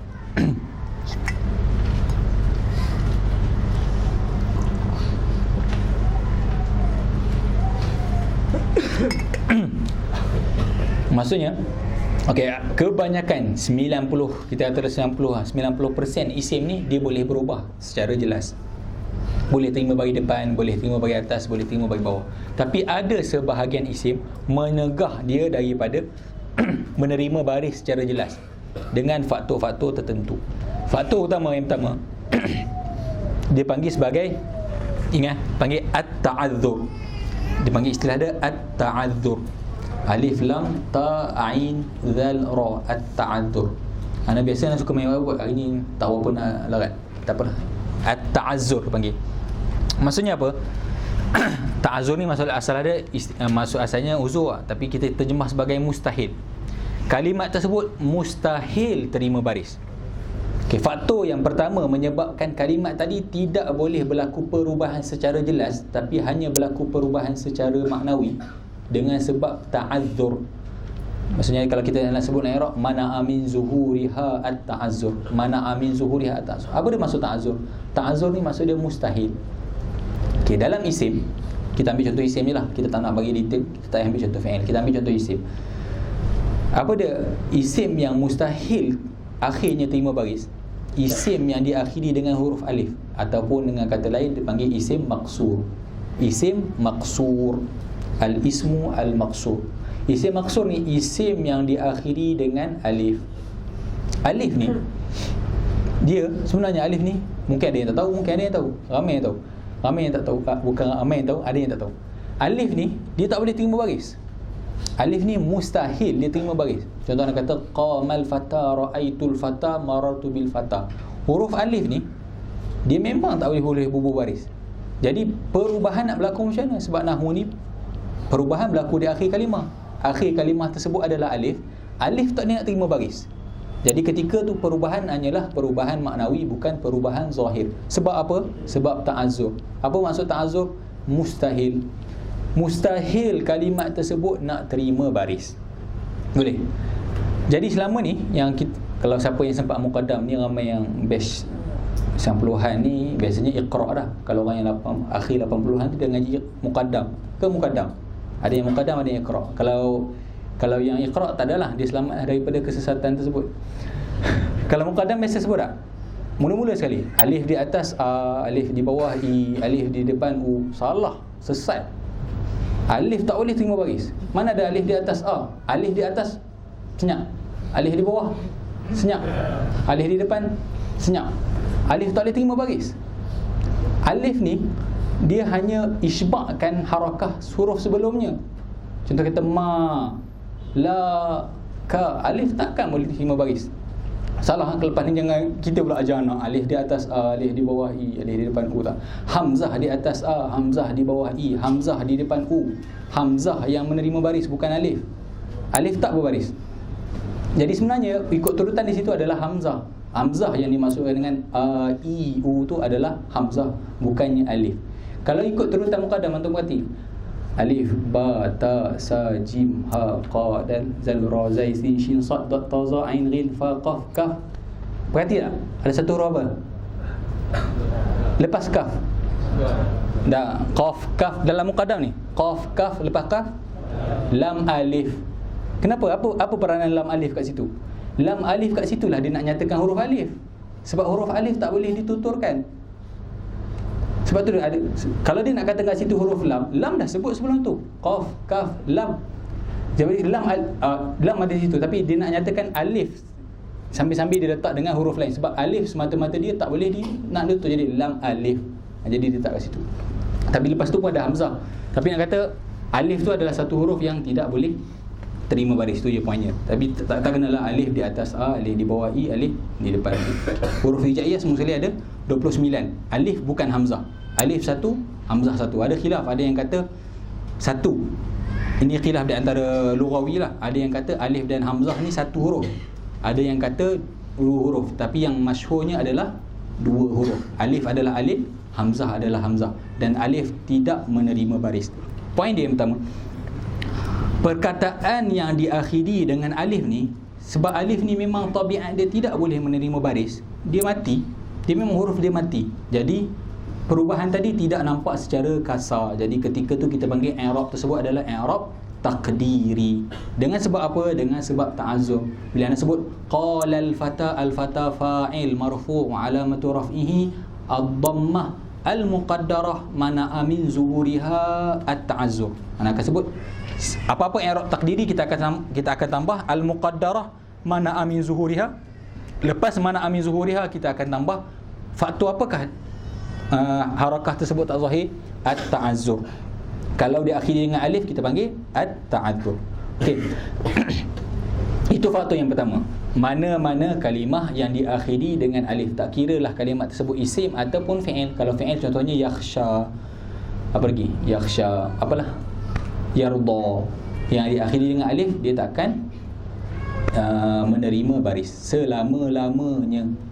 Yang kedua, faktor yang kedua as-thiqal. As-thiqal. Tha, qaf, lam. As-thiqal. Maksudnya kita akan sebut macam mana? Mana'a min zuhuriha as-thiqal. Perkara yang menyebab dia tidak boleh zahir adalah as-thiqal. Apa dia thiqal? Yang pertama tadi at-ta'azzur anda terjemah sebagai mustahil. Yang kedua as-thiqal ni maksud dia berat. Dia boleh terima baris tapi berat. Huruf apa? Tadi anda kata huruf yang mustahil terima baris adalah alif. Ada dua huruf lagi. Dia ada tiga huruf sebenarnya, kita panggil huruf illah ni. Huruf illah ni huruf yang berpenyakit. Kenapa dia panggil huruf illah? Huruf penyakit. Alif, waw, ya ni. Sebab sama-sama dia boleh bertukar. Waw boleh tukar jadi alif, ya boleh bertukar jadi alif. Ya, wa boleh bertukar jadi ya. Dia saling bertukar. Jadi huruf ni huruf yang dipanggil huruf illah, huruf yang ada penyakit. Huruf yang tak boleh terima baris langsung ni alif, kita panggil ta'azzur, mustahil. Dalam siqal ni ada dua huruf yang berat nak terima baris. Apa dia? Waw dan ya. Adakah berat semua baris? Tidak. Waw dan ya tak berat untuk menerima baris atas. Kita boleh sebut wa, ya. Tak berat. Okay, sebenarnya kalau kita sebenarnya orang Asia ni, lidah kita semua tak berat, kan? Kita makan macam-macam, kan? Boleh sebut wa, wu, wi. Sama je, Ustaz. Tak berat langsung. Ya, yu, yi. Tapi nisbah dia mungkin nisbah kepada orang Arab.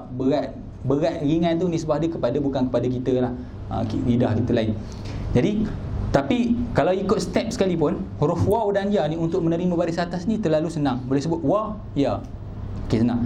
Yang jadi masalah untuk menerima baris depan dan baris bawah. Okey, jadi mana-mana kalimat yang diakhiri dengan waw dan ya, tak kira isim ataupun fi'il. Kenapa anda tak sebut haraf? Kenapa anda tak sebut haraf? Sekarang ni kita bincang apa? Kita bincang al-i'rab. Al-huruf kulluha mabniyah. Tak boleh kita masuk. Huruf semuanya mabni. Huruf semuanya mabni. Tak ada satu huruf pun mu'rab. Jadi bila kita sebut dalam babul i'rab, topik perbincangan kita hanya dah isim dan fi'il sahaja. Daripada 3 taksim tadi, isim, fi'il dan haraf.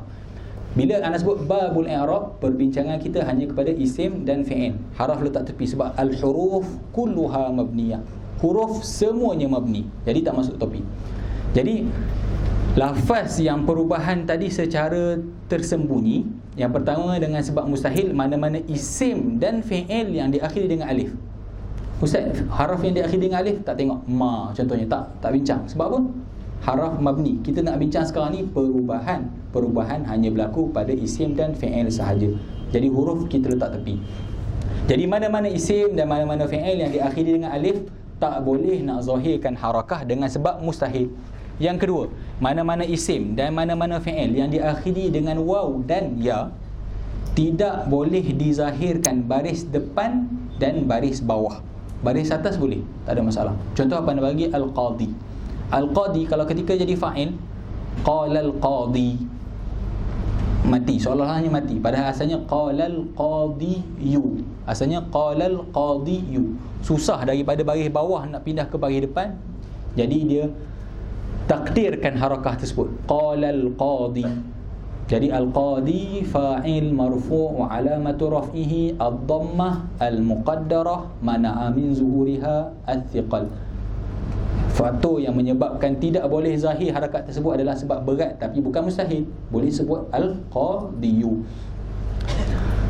Ketika kita jadikan maf'ulun bih, ra'aitu al-qadiyya, tak timbul masalah sebab ya tidak berat untuk terima baris atas. Al-qadiyah ketika tu maf'ulun bih mansub wa alamatu nasbihi al-fathah al-zahirah. Habis.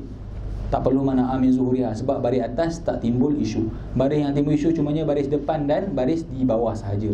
Marartu bil qadi, al-qadi majrur wa alamatu jarrihi al-kasrah al-muqaddarah mana amin zuhuriha al-thiqal. Okey. Itu faktor yang kedua. Faktor yang pertama mustahil. Faktor yang kedua berat. Berat untuk waw dan ya menerima baris depan dan baris di bawah. Faktor yang ketiga, al-munasabah. Faktor yang ketiga yang dikongsikan oleh Syekh Muhyiddin Abdul Hamid dalam Tuhfah As-Saniyah, al-munasabah. Sebab apa? Dia bukan mustahil, bukan berat, tetapi munasabah dengan apa yang sebelumnya. Bila? Apabila akhir kalimat tersebut diidafatkan kepada ya mutakallim. Contoh isim. Mana-mana isim yang kita sandarkan kepada ya mutakallim yang bererti saya, kitabi, madrasati, sayyarati. Kita nak cakap hadhihi sayyarati. Hadhihi mubtada, sayyarah khabar. Khabar marfu' ke mansub? Khabar ni marfu', tapi sayyarati diidafatkan kepada ya mutakallim. Ya ni daripada sifat dia, sebelumnya ya ni dia punya tabiat dia sebelum dia berbaris apa? Berbaris di bawah. Jadi mana-mana isim yang disandarkan kepada ya mutakallim dengan sebab munasabah ya ni kebiasaannya sebelumnya berbaris di bawah, faktor tersebut, faktor munasabah tadilah menyebabkan perubahan tadi tidak nyata. Boleh? Disebabkan idhafah kalimat tersebut kepada ya mutakallim, dan ya mutakallim ni munasabah dengan sebelum dia adalah berbaris di bawah. Faktor munasabah tu adalah faktor yang menghalang perubahan tadi berlaku secara zahir, tetapi berlaku secara takdir sahaja. Pernah cakap qama abi, berdiri ayahku. Qama abi, abi fa'il marfu' wa alamatu raf'ihi ad-dhammah al-muqaddarah mana min zuhuriha istighalul mahal biharakatil munasabah. Sibuk-sibuknya ba tu tak boleh nak zahirkan sebab munasabah selepasnya datang ya mutakallim. Jadi yang dikongsikan oleh Syekh Muhyiddin Abdul Hamid 3 perkara. Lafzi tadi kita tak bincang panjang sebab lafzi tu adalah 90%. Apa-apa lafaz kebiasaannya memang dapat berubah secara jelas. Yang kita bincang panjang tadi adalah takdir. Takdir ni ada sebab 3 faktor. Sama ada mustahil, yang kedua berat, yang ketiga dengan sebab munasabah. Untuk peringkat permulaan 3 tu pun agak dah detail lah. Walaupun sebenarnya ada lagi perbahasan detail. Rasa kalau sebut ni stop dekat tu lah. Tak perlu dekat tu, Ustaz sebut tak ya.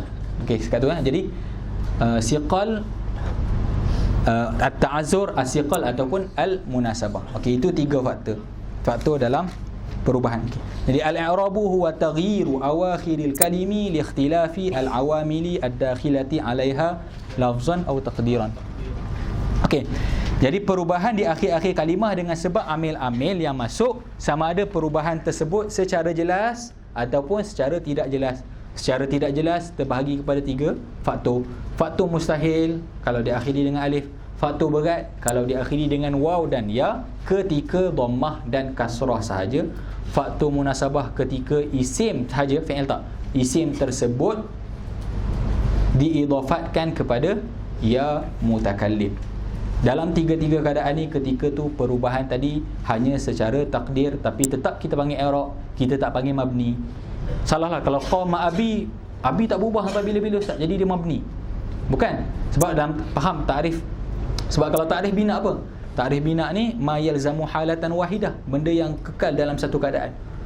Ustaz, saya tengok abi tu bila-bila abi, jadi dia mabni lah. Tak. Abi tu takrif kena dalam takrif al-i'rab, taghyir tapi taqdiran. Takrif bina ma yalzamu halatan wahidah, benda yang kekal dalam satu keadaan.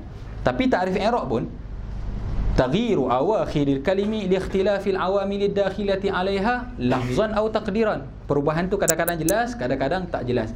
Dalam contoh qama abi, perubahan tu berlaku tetapi tak jelas. Jadi kita tak panggil dia mabni, dia tetap mu'rab, tapi mu'rab tadi mu'rab berbentuk takdiri, bukan berbentuk lafzi.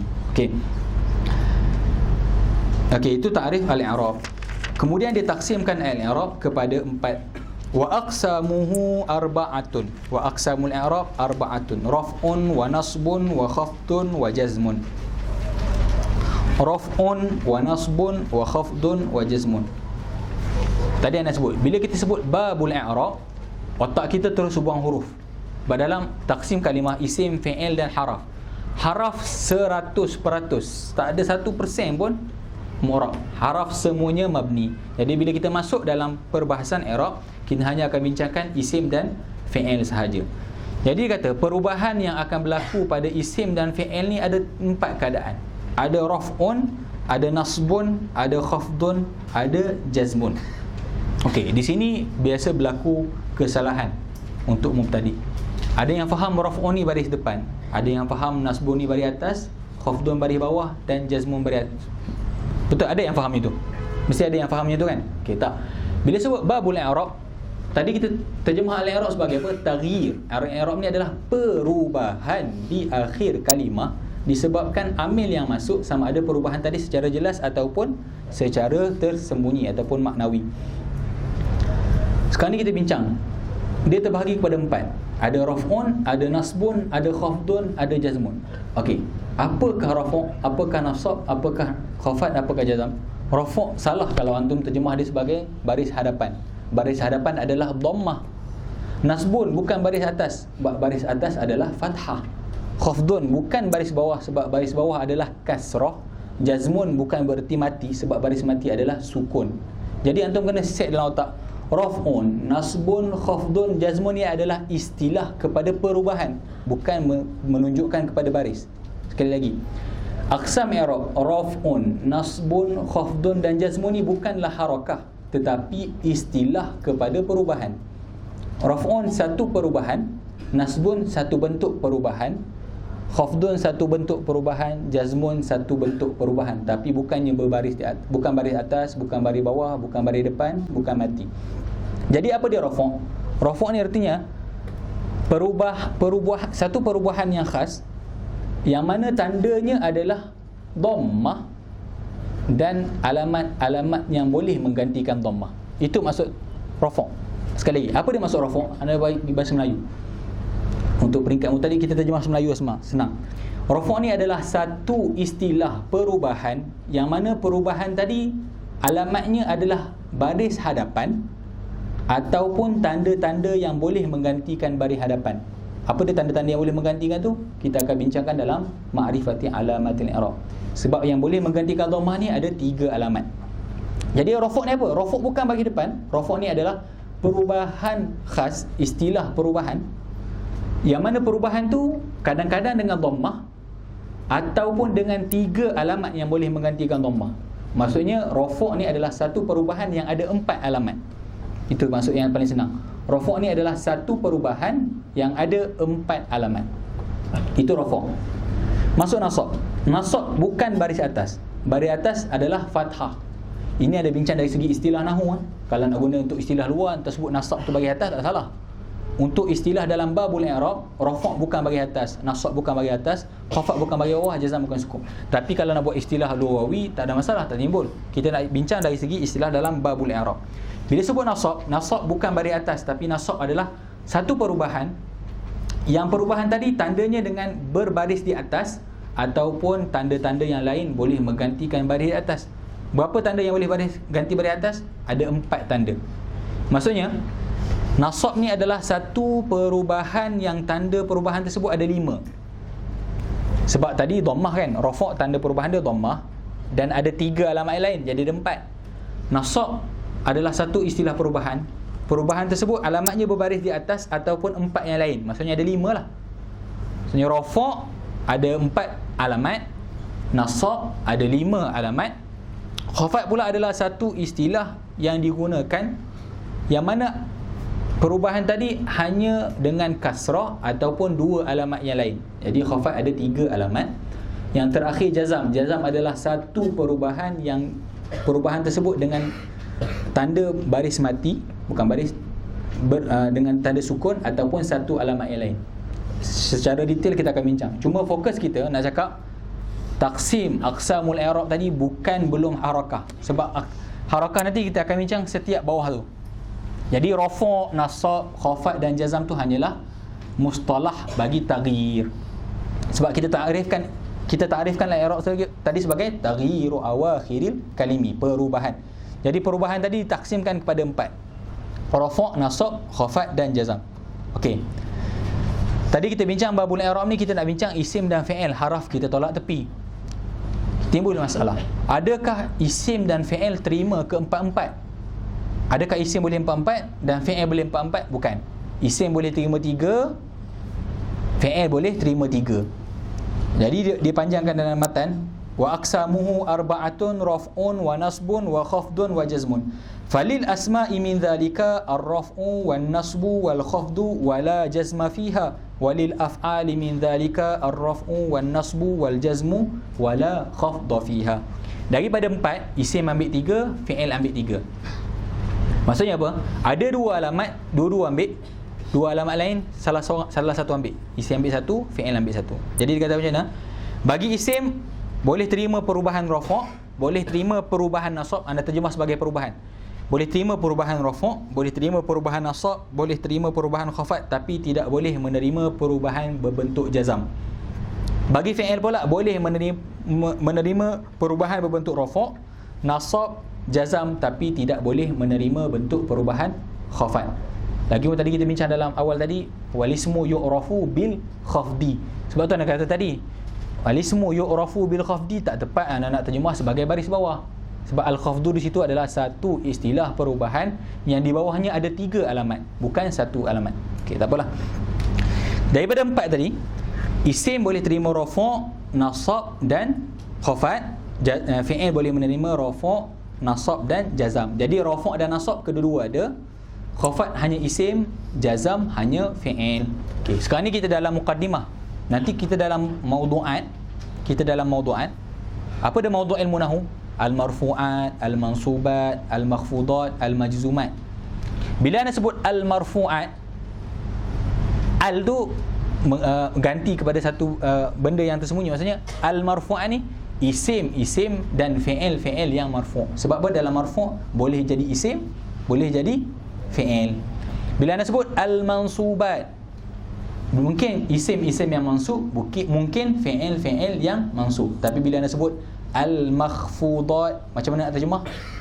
Isim yang makhfud. Tak timbul isu isim dan fi'il yang makhfud. Tapi bila anda sebut al-majzumat, fi'il yang majzum, tak timbul isim yang majzum. Tapi pada al-marfu' ada al-mansubat, boleh timbul isim yang marfu', fi'il yang marfu'. Isim yang mansub, fi'il yang mansub. Okey. Itu dari segi taksim lah. Falil asma'i min dhalika ar-raf'u wan nasbu wal khafdu wa la jazma fiha, walil af'ali min dhalika ar-raf'u wan nasbu wal jazmu wa la khafda fiha. Itu perbincangan muqaddimah untuk babul i'rab. Lepas tu dia nak detailkan salah satu persatu. Lirraf'i arba'u alamatin. Okey, kita berhenti setakat tu sebab kat situ dah akan jadi panjang. Maksudnya bagi perubahan yang namanya rafa' ada 4 tanda.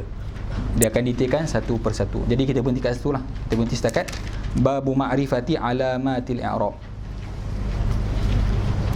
InsyaAllah minggu depan kita pakai whiteboard lah. Minggu ni tak, simple. Okey, setakat tu ada soalan? Kalau akhwat bertulis tak apa?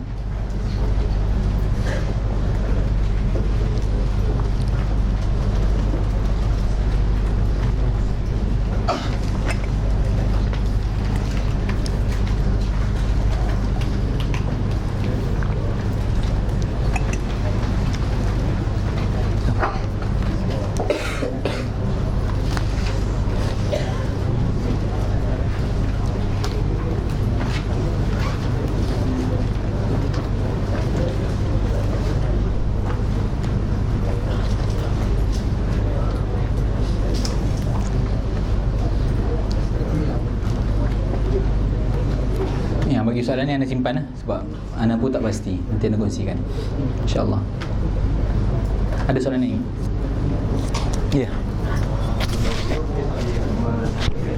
Haraf? Tak. Macam mana? Ma'an tu isim.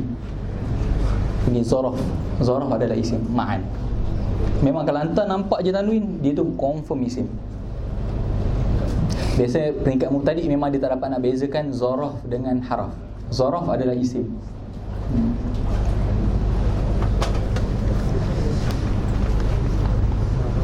Apa beza khafat dengan jar? Okey. Itu istilah. Kita ada 2 madrasah. Kita ada istilah. Kita ada madrasah basriyin, ada madrasah kufiyin. Jadi khafat dengan jar tu tak ada beza maksudnya, tapi hanya perbezaan istilah. Khafat istilah kufi, jar istilah basri. Penggunaan istilah, tapi tak ada apa-apa maksud, tak ada apa-apa perbezaan.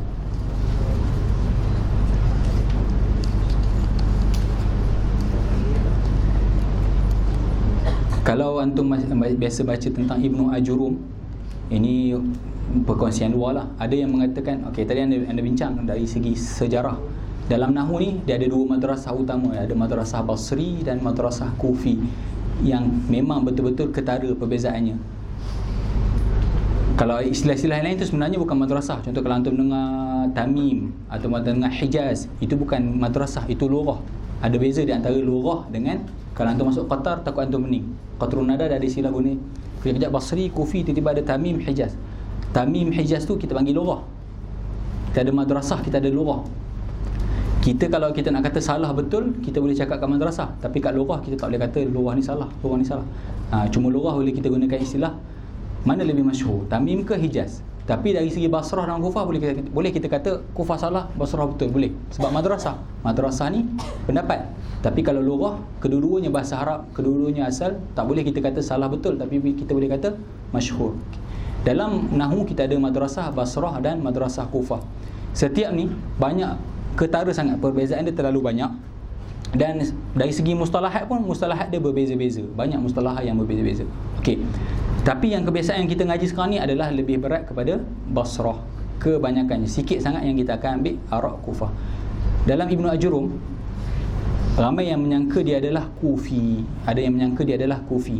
Pelik lah sebab kita biasanya kita ngaji Basri, tiba-tiba kenapa Ibnu Ajrum ni Kufi? Tak, sebab apa? Di antara Kufi, kalau anda sebut contoh-contoh dia jadi pening lah, tak apalah. Contoh di antara benda yang berbeza di antara Basrah dan Kufah. Contoh, fi'il amar. Fi'il amar di sisi Basrah, di sisi kita Basri yang kita guna adalah kita panggil mabni. Fi'il amar kita i'rab fi'lul amri mabni. Macam tu. Tapi kalau Kufah dia kata fi'il amar ni mu'rab.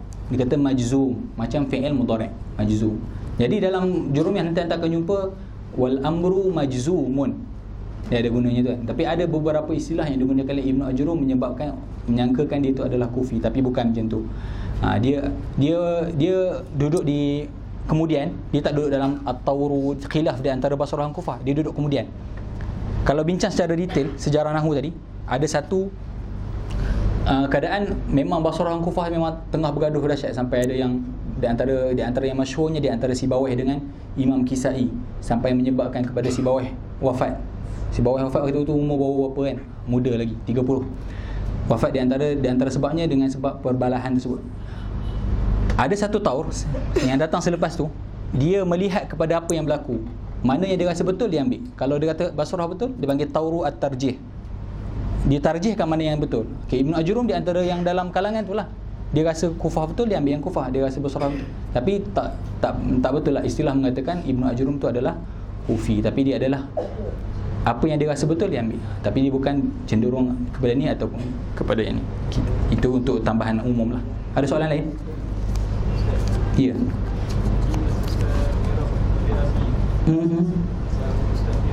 Api itu yang tak berubah.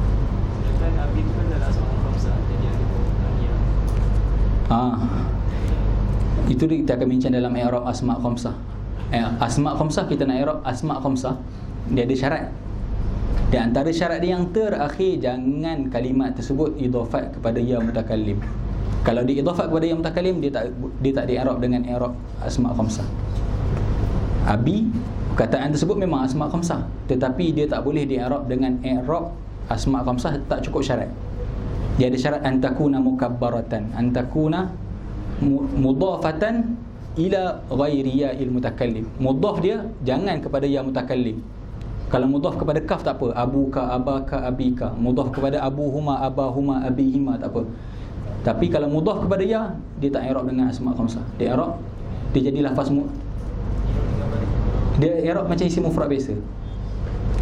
Dia ada setiap syarat tu, bila hilang syarat tu, mula sekali antakuna mufradatan.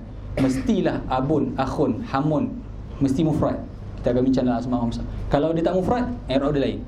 Antakuna mukabbarah, kalau tak mukabbarah, i'rab dia lain. Kalau mudhaf kepada ya mutakallim, i'rab dia lain. Macam tu. Dia keluar daripada isim. Tapi adakah dia bukan isim lima? Dia isim lima, tapi tak i'rab dengan isim lima. Ada soalan? Dan insyaAllah kita tangguh. Minggu depan kita sambung babu ma'rifati alamatil i'rab. A'udzubillahi minasyaitonirrajim. Bismillahirrahmanirrahim. Alhamdulillahirabbil alamin wassalatu wassalamu ala asyrafil anbiya'i wal mursalin wa ala alihi wa sahbihi ajma'in. Allahumma anfa'na bima 'allamtana wa zidna 'ilma. Allahumma faqihna fid din wa 'allimna at-ta'wil. Allahumma inna nastawdi'uka ma 'allamtana wa ma qara'na faruddu ilaina 'inda hajatina ya rabbal alamin. Rabbana atina fid dunya hasanah wa fil akhirati hasanatan wa qina adzabannar. Sallallahu ala sayyidina Muhammadin wa ala alihi. Walhamdulillahirabbil alamin.